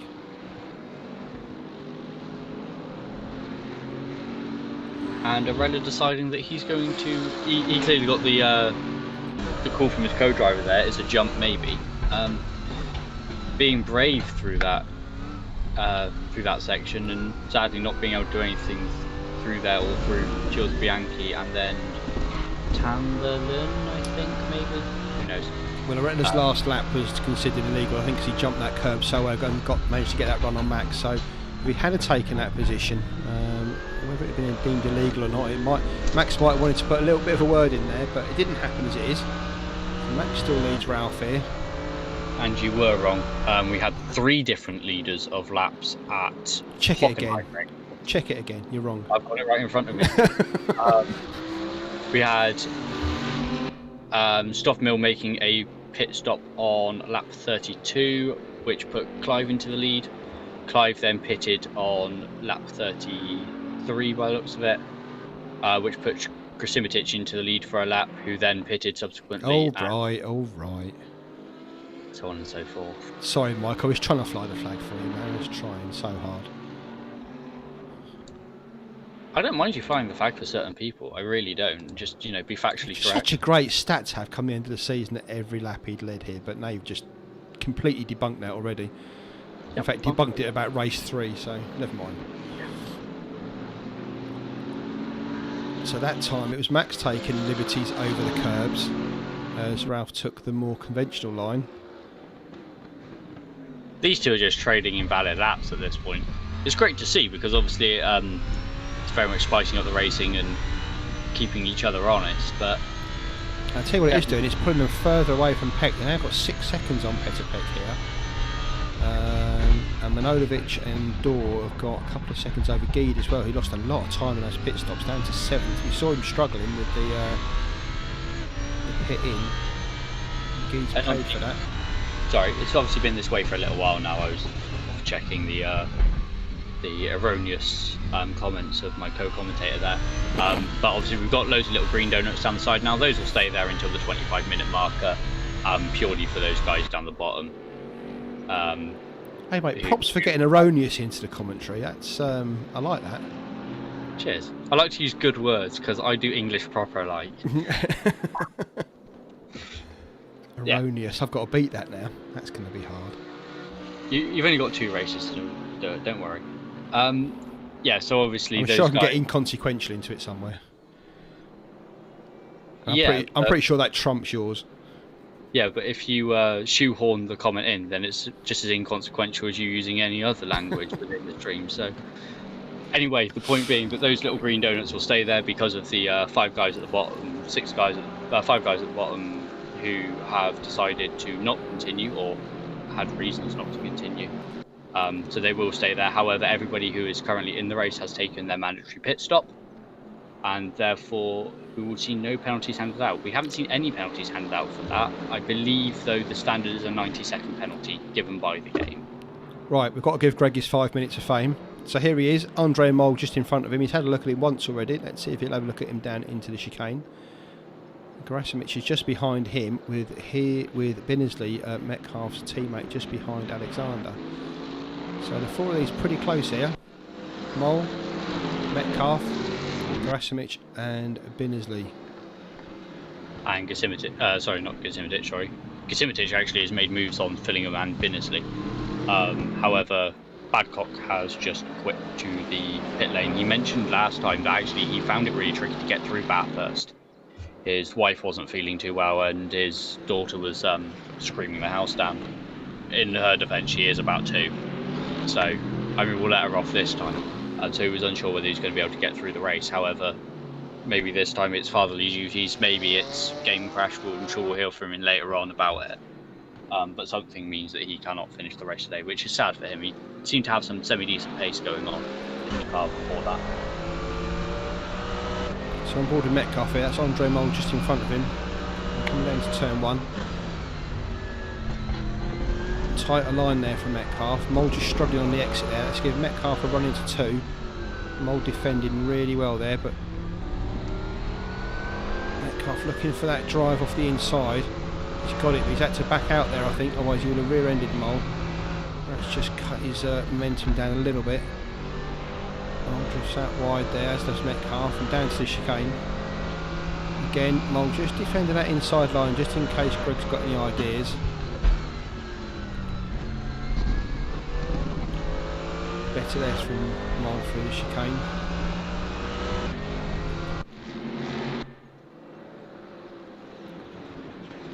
Down into Villeneuve. Greg really greedy with that curb. Puts him right on Mole's tail.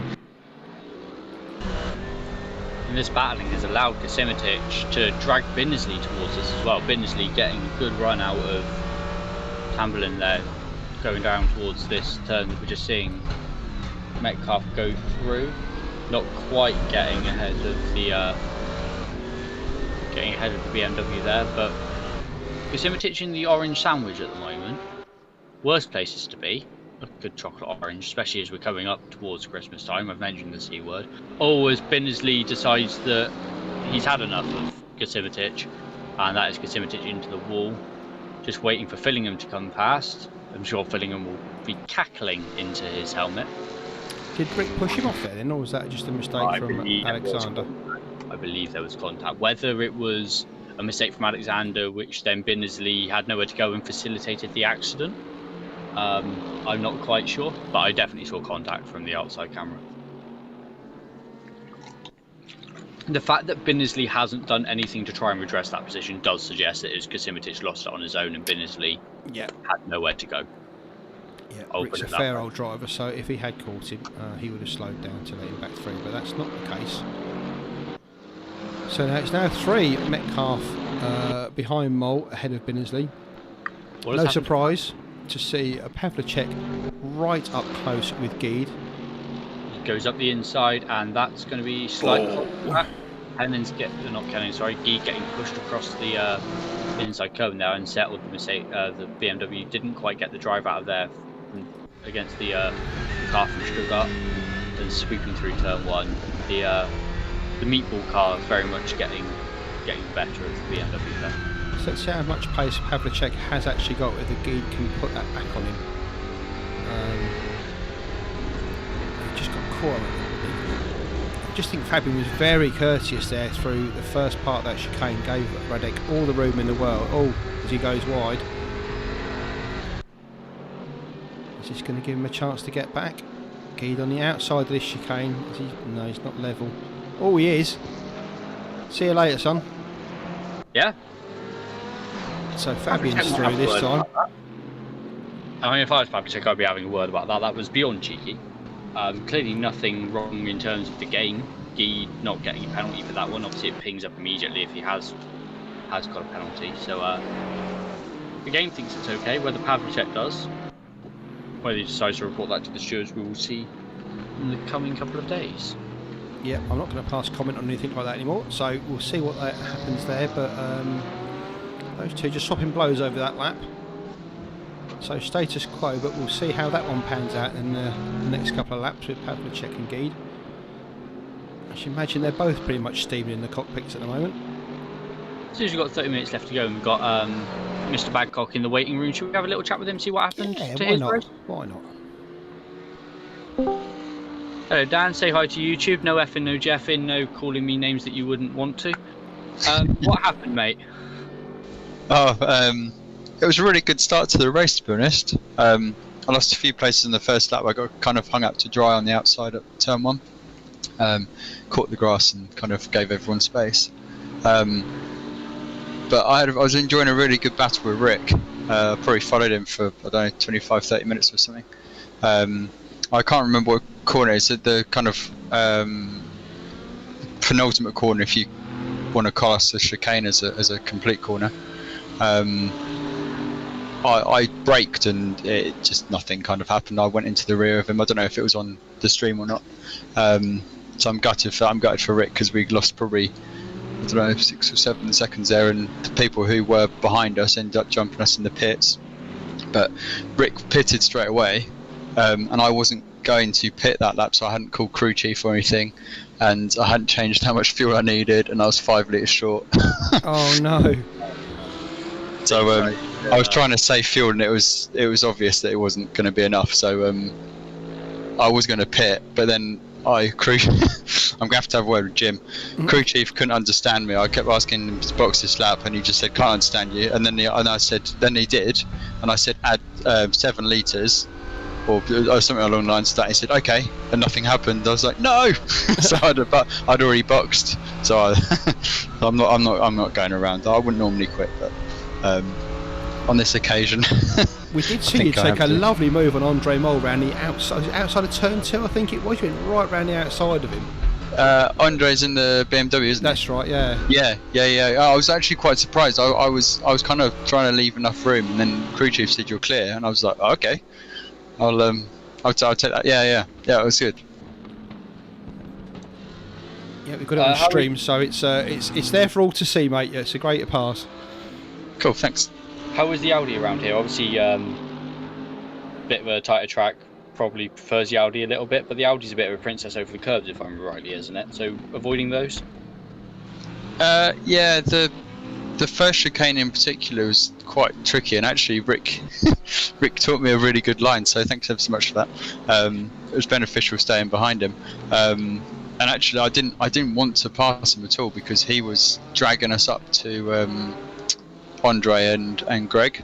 I was trying to just sit behind him, and then unfortunately I tapped him, so I will send him a direct message as well, but I am sorry, Rick.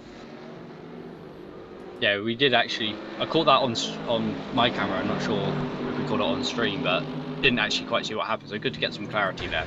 So I couldn't tell if it was Binsley lost it on his own or if there was a bit of contact. No, it was quite kind of fun racing him because the Mercedes was quicker in parts where the Audi wasn't, and then on the brakes the Audi seemed to make up quite a lot of space, quite a lot of time. But unfortunately, into that corner, I think where the tyres were going off, I probably should have braked for, I don't know, a metre or 2. That was probably all it needed, because I'd come close a couple of times, just at the apex, but I just went straight on. Binsley actually now making contact with Mole through turn 1, and he's lost it as well. He binned it. It's a couple of times now that Binsley's gone for that. He was back up with Mole and Metcalf, so although he obviously took the damage from took the time loss from mucking around with Daniel. And Mole's gone off as well. Metcalf was trying to take advantage of all that, and he ran right up the inside of turn 2, pushed Andre a little bit wide, and I don't know if it was an Andre mistake. It looked clean from Greg, to be fair, but Andre just went wide onto the gravel, and then he's just lost all that time, and you can see he's actually come out back behind Binsley. So those two have lost about 15-20 seconds there, and Greg is up the road. It looked clean to me, to be fair. It did look clean, but I'm sure Andre and Greg will have a chat later on at just what happened there.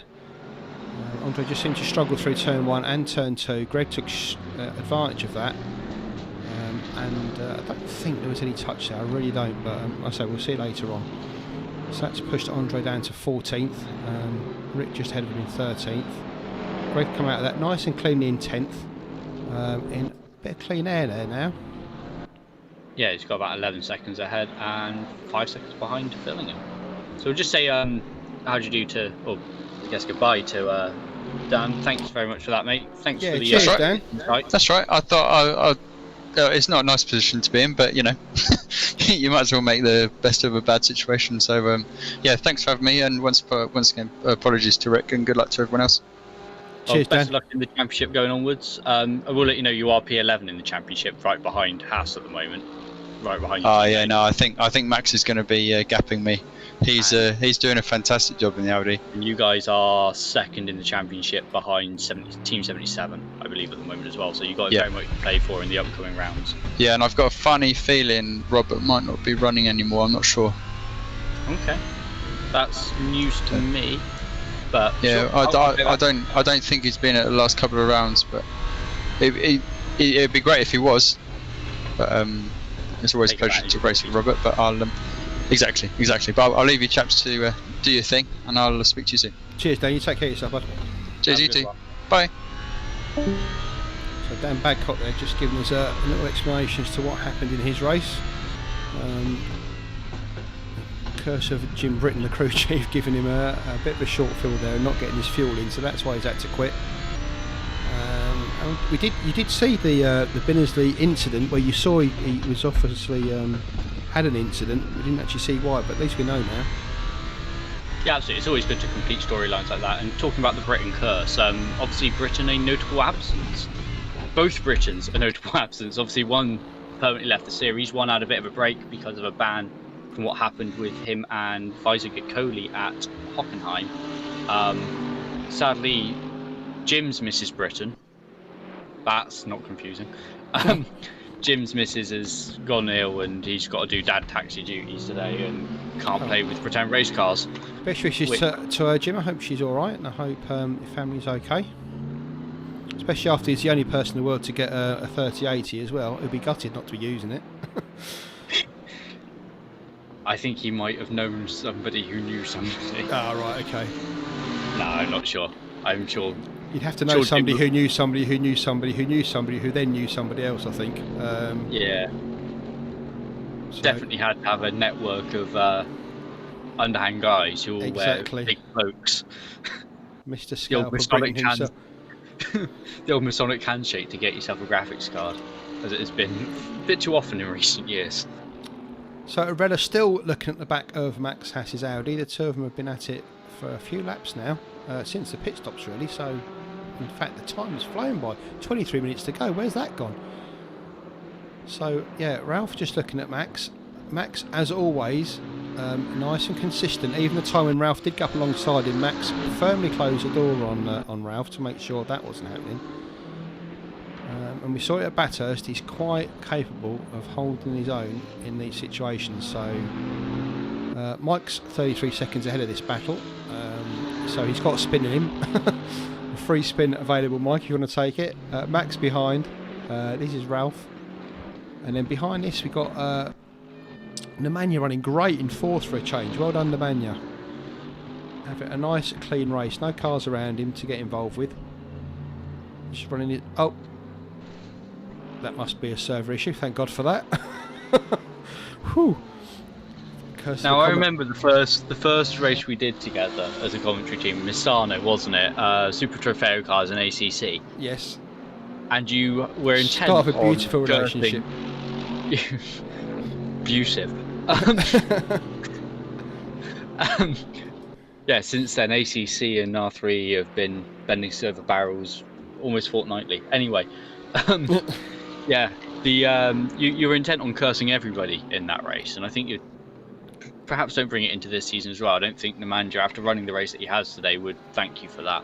I just saw him go around in a circle. I thought, oh my God, literally in 5 seconds of me calling him out, he's binned it. But no, it was just a circle. And you can see him blinking in the background there as well. So my guess is he's got a dodgy connection, but he's still going. I'd hate him to lose that position because of an internet connection tonight. Running well in fourth. See, Cannons has dropped it through the second chicane as well. Yeah, it's right in front of Haas as well. Haas managed to dodge it, didn't lose any time there, but that was very close. Very close.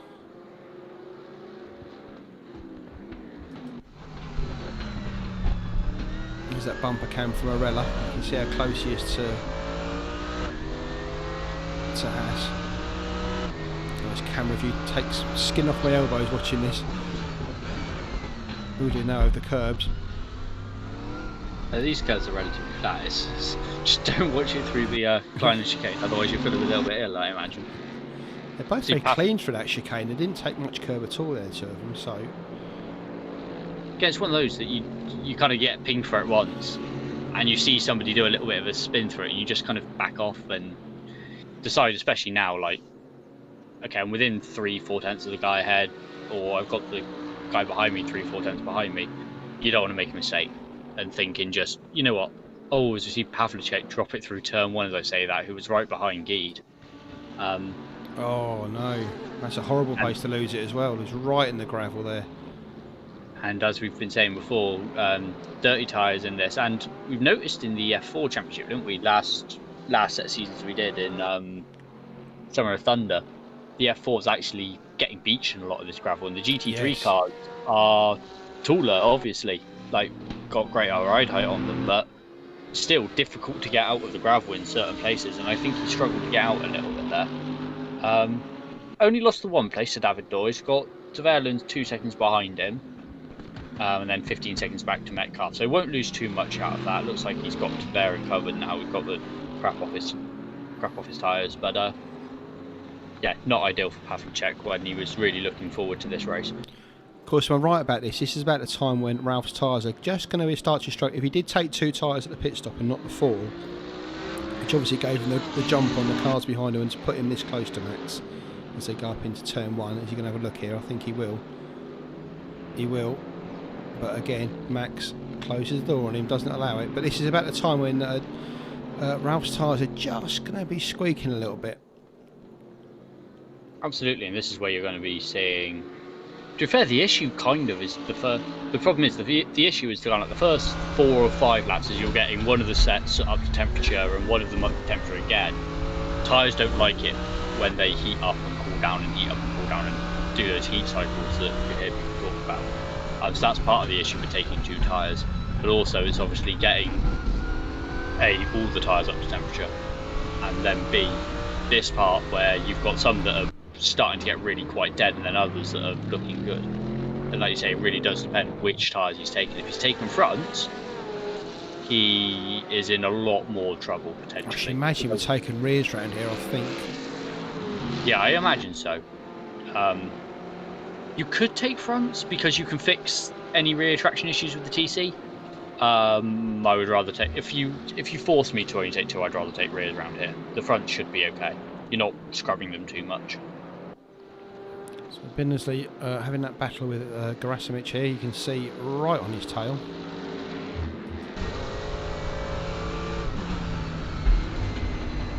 Lovely view of that Ford GT from behind. But I think Rick's going to make a move here. You can see Alexander taking the inside line, defending into the chicane. Now moves over, give himself the racing line, give him a line through the curbs. Tilts that GT40 over, or Ford GT rather, I can't call it GT40, Ford GT onto its side almost.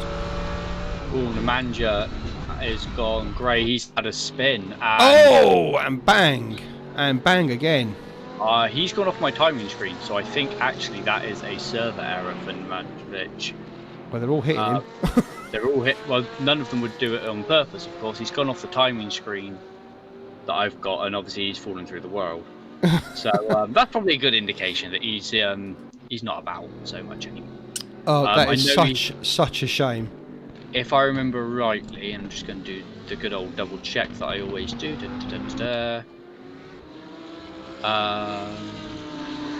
has dropped off the timing screen, as you said, so... Yeah, he disappeared. Like, he did the spin and instantly disappeared. So... It's quite dramatic for a minute there, I must admit. Yeah, but... Remember, Nemanja's the guy as well who can't do the Nordschleife practice events because he gets to turn 3. Turn 3. His turn 3, it's pretty much as you go onto the Nordschleife, he just gets kicked from our servers and nobody's quite sure why. It doesn't seem to be anything he's done.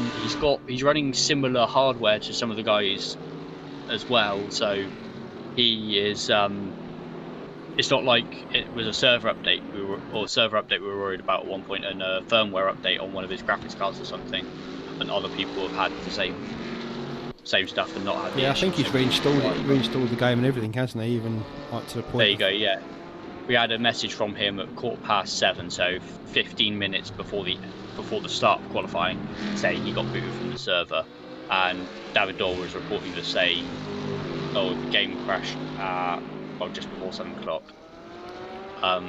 BST for both of those. Well, kind of like Clive in race 1, we had that terrible accident with James Butler. I do feel for you, Nemanja. That was a cracking race up to the point where you got disconnected, so shout out to you, mate. Good race up to then. Absolutely, and that's doubly disappointing because obviously he has had those tricky times in the last few races. He was better at Bathurst, but it was always the odd little thing, just coming around the corner and just, what was it he did at Slovakia Ring at the first race? He just literally nibbled the gravel, didn't he, on the exit of turn 1 or turn 2 and spanned himself around. And we had the same thing at Hockenheim, just nibbled a bit of gravel or a bit of grass somewhere and spun himself around, and kind of did that 2 or 3 times in recent races. And we're starting to get to grips a little bit with it, but now obviously, now that he's got that sorted, what can you do? All of a sudden fate decides, yep, and he's dropped the F-bomb and said the game has crashed. That's crap is what it is, to be honest with you. Yeah, but I do feel for him, I really do. However, the guys at the back of the field are going to pick up some serious points here. Only 17 runners now. So Rizov, Hindle, Schilling and Kennans. In fact, was just some dust there. Was that just Gerasimit's just kicking up some dust there? I think it was. I think it was, yeah. Yeah. So yeah, some serious points for those guys at the back of the field today. And him just confirming that was his internet just deciding to give up the ghost. He says, finally a great race and the internet dies. Isn't that just my luck, sort of thing? Yeah. Just tell him it was the commentator's fault, mate, for calling him out. That one's on me. It normally is. So 2 of these guys run wide out of the final turn onto the main straight. These are going to be battling for some time. I think we'll keep an eye on this. Up the front, obviously Mike's 38 seconds ahead of Haas, who's still got Ralph right behind him there, just half a second or so, and has been this way for some time. We saw Ralph had a little nibble at Max a couple of times, but Max has firmly shut the door in his face and kept that second place. So good points here for Max if he can keep this up. Another podium following his win last time out. Behind these, Fabian Geese 20 seconds behind these, in 4th position after Nemanja disconnect. Dor 5th, Pavlicek 6th after his escapades at turn 1. Verlin after his escapades is down in 7th, and Greg's up to 8th now, with Fillingham up to 9th, and Gerasimic and Billingsley, as we're watching earlier, 10th and 11th. So sad to see only 17 runners. We had 27, didn't we? We did in practice 27, or in qualifying. I think it was only 26 started, and then 26 started because we've had 2 complete disconnect game crashes, so they're not on our timing scoring at all, and we've got 24 on the board at the moment. So yeah, 27 took qualifying, or started qualifying at the very least. 26 took the start, and now we're down to 17. There's only 2 battles on the track at the moment. There's quite a few spaced out here, but Max and Ralph, 2nd and 3rd, these guys are fighting. And you've seen a battle between Gerasimic and Billingsley. That's still going on. Half a second between those 2 guys as well. Just give you a rundown of the top 10. Stoffmill leads by 40 seconds to Haas and Novella here. Geed behind these, Dor, Pavlicek, Verlin, Metcalf, Fillingham and Gerasimic. Billingsley close up behind him in 11th, with Mole, Wood, Kennans, Schilling, Hindle and Rizov brings up the rear in 17th. But as I said earlier, for good points if Ivan can keep that going there down at the back of the field. Absolutely, what we were saying earlier is the way that the series is set up, all 36 drivers who are eligible to enter the server. So if we get a full server of 36, everybody will score points. I believe it starts at 100 for the first, and all the way down to a single point for actually completing the race. So unfortunate for those 8-9 drivers now who have not managed to complete the race, they will not be getting points. And that's why, I mean, I know it's disappointing for Babcock, but maybe he should have just kept going. Obviously easy to say that sat in a commentary room where we don't have to deal with that kind of rubbish. I think it was a massive guilt trip with Rick, I think, after that shunt. I think that was playing on his mind there. Yeah, I mean, you have that sort of incident, and then you just kind of throw your hands up at some point, and you go, okay, meant to be, fair enough, yeah, we're going to do. And just deciding that the racing gods have had enough of you today, and that's that. Billingsley looking really close here through on Gerasimic. these two, in very similar cars, we talk about the kind of the handling car versus power car, and these two cars both what you determine to be slightly more power cars with a bit more straight line speed, a bit more slippery. Gasimitich there staying on driver's left, coming over a little bit on Binnesley, and ooh, that's a little bit dodgy into braking, so taking a lot of curve on the left hand side there. Basically straight line that then, I think, didn't he, Alexander? Oh, there was no intention to take the corner there. With all the will in the world, he didn't really intend to take the corner there at all. And putting the big old Ford in the way now through Villeneuve and Tamberlin. So Rick's going to get a Ford badge on the front of his Merc very shortly. He's going to try up the outside and see Alexander just defending there into the thing.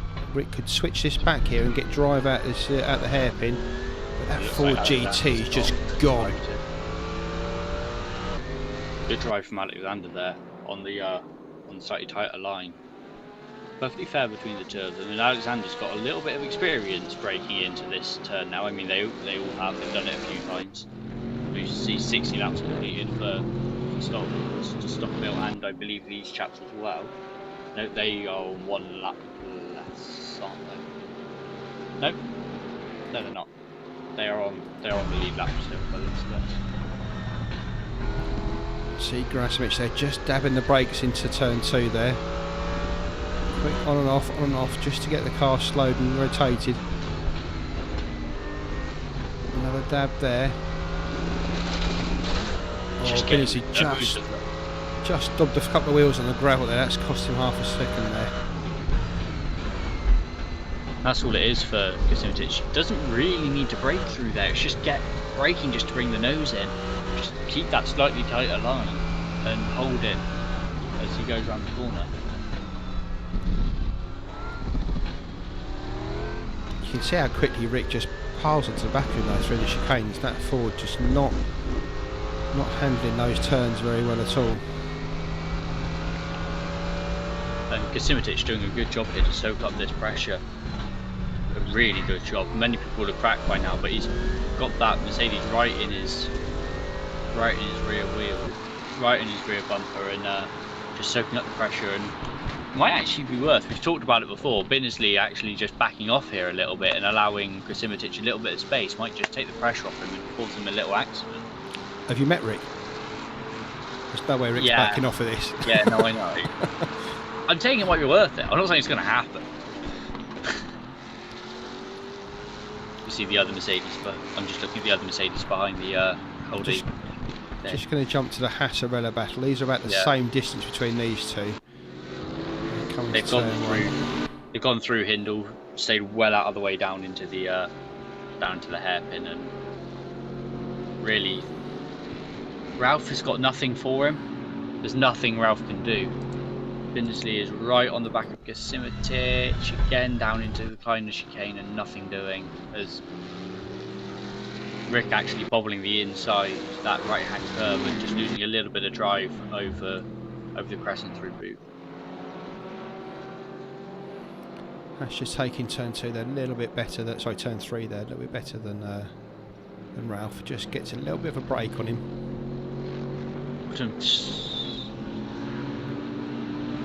God, 7 minutes to go. That has absolutely flown by. So about another 4 laps to go.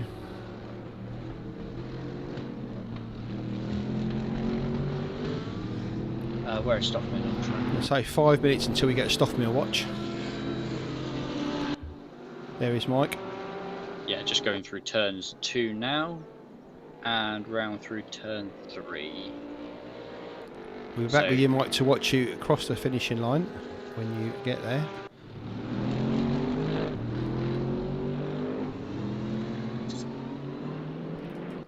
Binnesley right, oh, little brush there.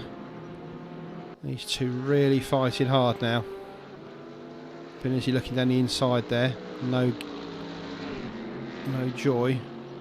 I believe it'll be 5 laps to go for the leader at the end of this lap. There or thereabouts. It's down to the chicane. Binnesley just moves out the slipstream there. We've seen Alexander take a really aggressive line through there. Rick just carries it this time and does the same. The thing is, if Binsley is in a position to attack through that chicane, then Gasimitich just has to put it in the way, because there's no way Rick can go through him. What Rick needs to do is, or what you think Rick needs to do is kind of back off a little bit and get the run through that chicane, but then you can't do anything through Vilna, so you've got to kind of back off again and then get the run down here like he's doing. Down towards turn 9, he's ahead, looks like there's a little bit of contact there, but nothing unfair. Binsley out wide, doesn't quite get the drive on the borders. Gasimitich keeps the pace there. Nice and clean driving from the two of them. I thought Rick might have had him there, but good defending from Alexander, just keeping that inside line, making Rick go right round the outside of the hairpin, so that was never really on, but it was a good attempt from Rick. Dorr is in the wall. I was going to say, Pavlicek suddenly jumped up the thing, and that's why David Dorr with a massive accident there. Looks like that was a genuine accident. He was another one who was working server issues earlier on in the day, so... You can see the front of that car absolutely mullered. So big accident there for David Dorr. That's dropped him down to 7th. And Fabian Guide up to 4th now. Looks like he might have had a couple of issues then. David Dorr's car looking not very pretty there, so unfortunate for David there. Down to 7th though. He's got a good gap on Greg Metcalf though, so that position should be safe. Just look at the Haas and Arella battle. Just coming up to Nigel Wood there, one of the back markers. I'll say back markers 13. It's not really back markers. It's a bit unfair, isn't it? Yeah. Sorry, Nigel. The way it is, and it's the way it's been in this series for, well, weeks and weeks and weeks now. And we love it. I tell you what, I'm really glad that we get to call the midfield back markers, because it shows you just how... And we get to call the back marker midfield. It's great. Just shows again how tight and competitive this field is, and it's like this wherever you go in RRLeagues. The Audis Xijang, like a couple weeks ago, that was nose to tail for the entire 50 minutes of the two races.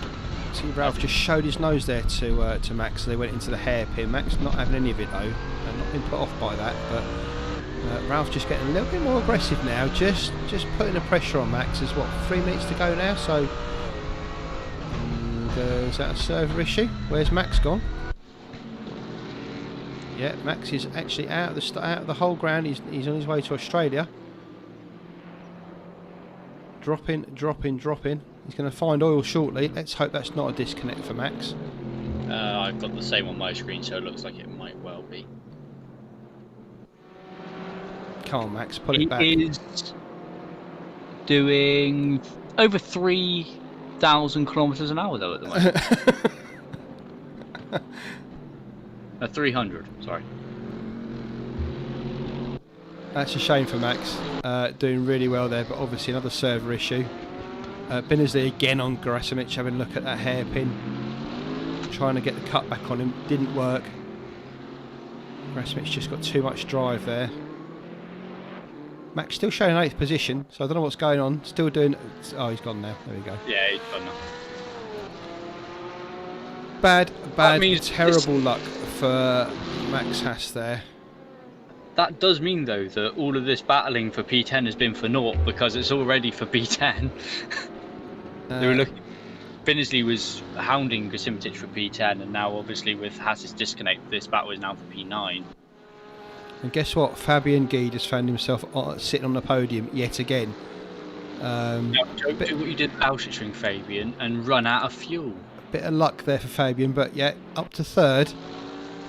Still dragging Pavlicek behind him, and Taverlan actually just half a second behind Pavlicek as well. So not quite over for 3rd place yet, although we are down to a minute and a half left to go, so they're going to have to get a shift on. And I imagine Binsley is chewed through everything he's got to try and get past Gerasimich here, but still that 4GT proving to be a bigger barrier than it should be.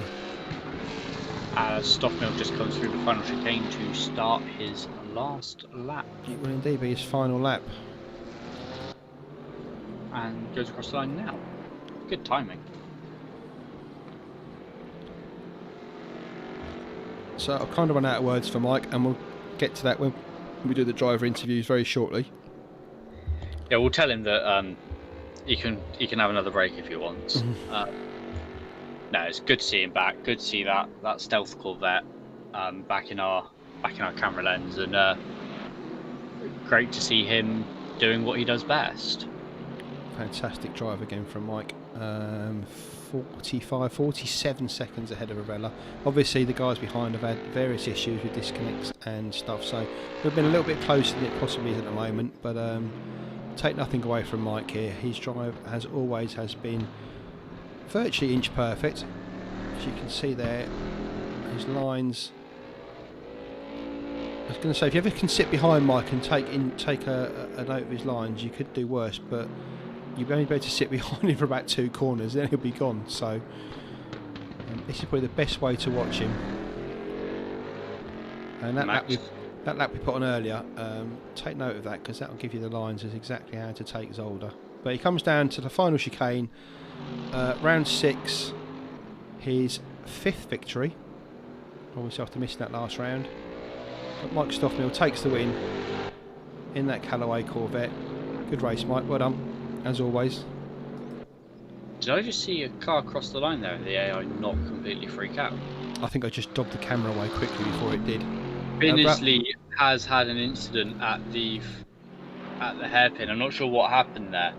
I'm not sure if he got ahead of Gasimitich beforehand, and now Mole right behind him as they're about to come through the final corner and come across the line. Well, Alexander's not slowed down, so I'm guessing Rick tried again round the outside and maybe just went a little bit wide, maybe.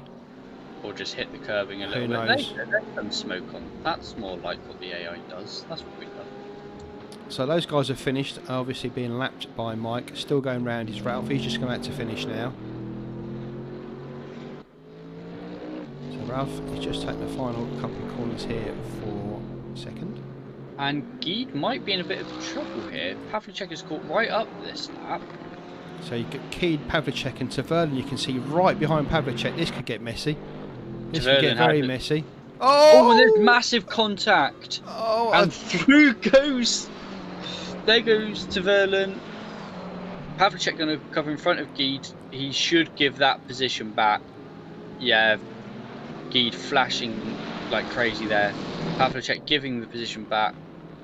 And looks like it's a bit close between Dor just got Pavlicek on the line as Pavlicek let him through.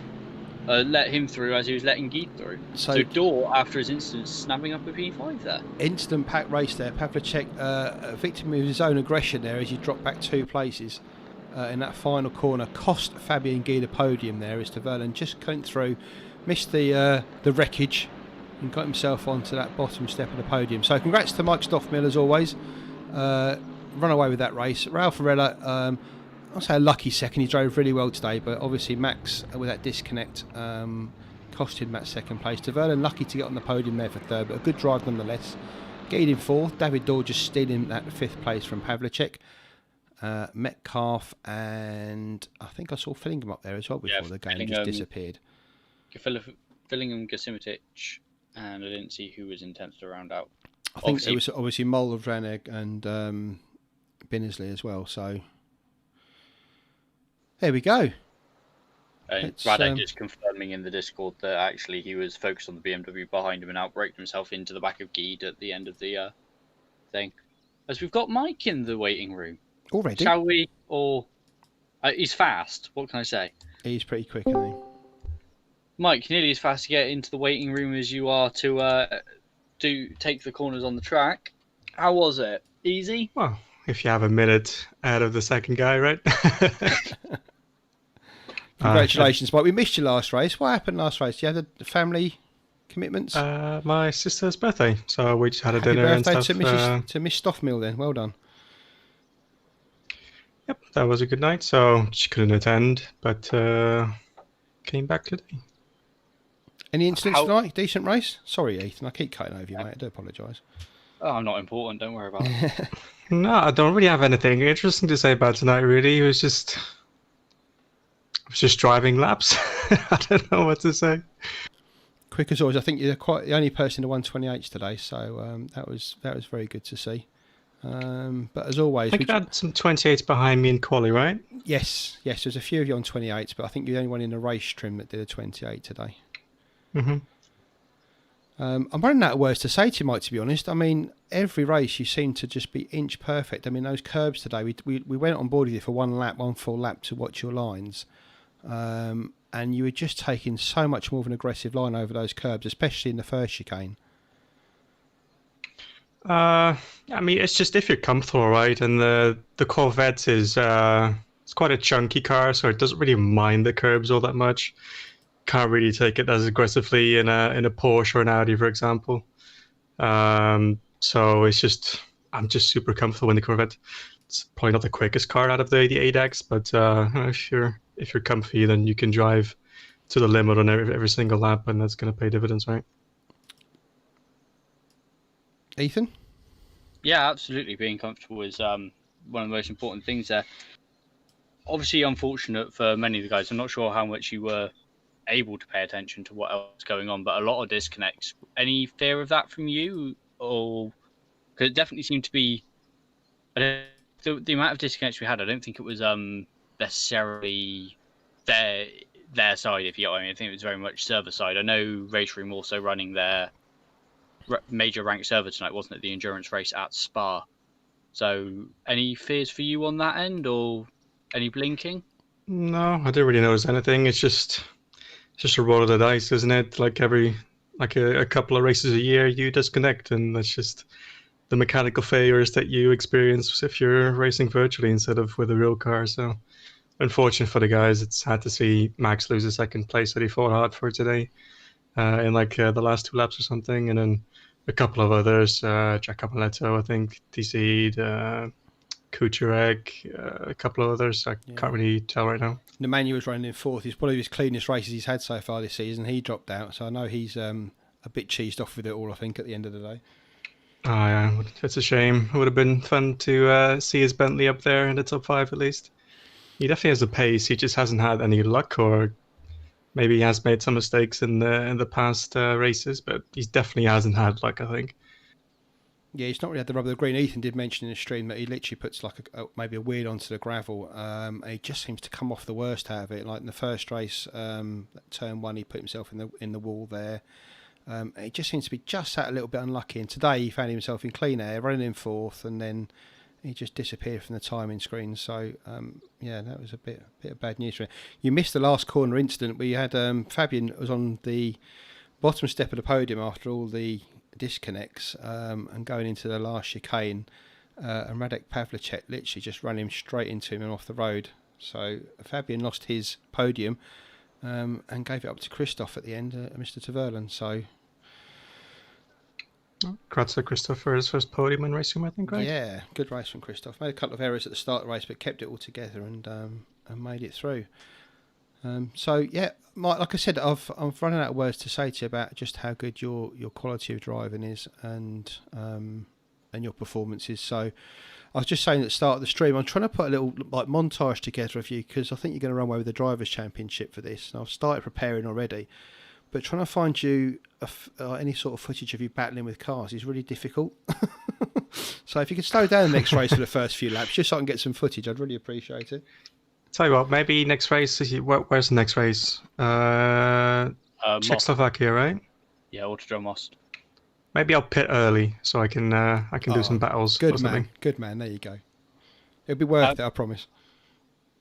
On the subject of battling, obviously, I'm not sure if you've seen the stream from last time out, but an amazing race for P1 in the end between Haas, Geed, and Pavlicek. No, Haas, Geed, and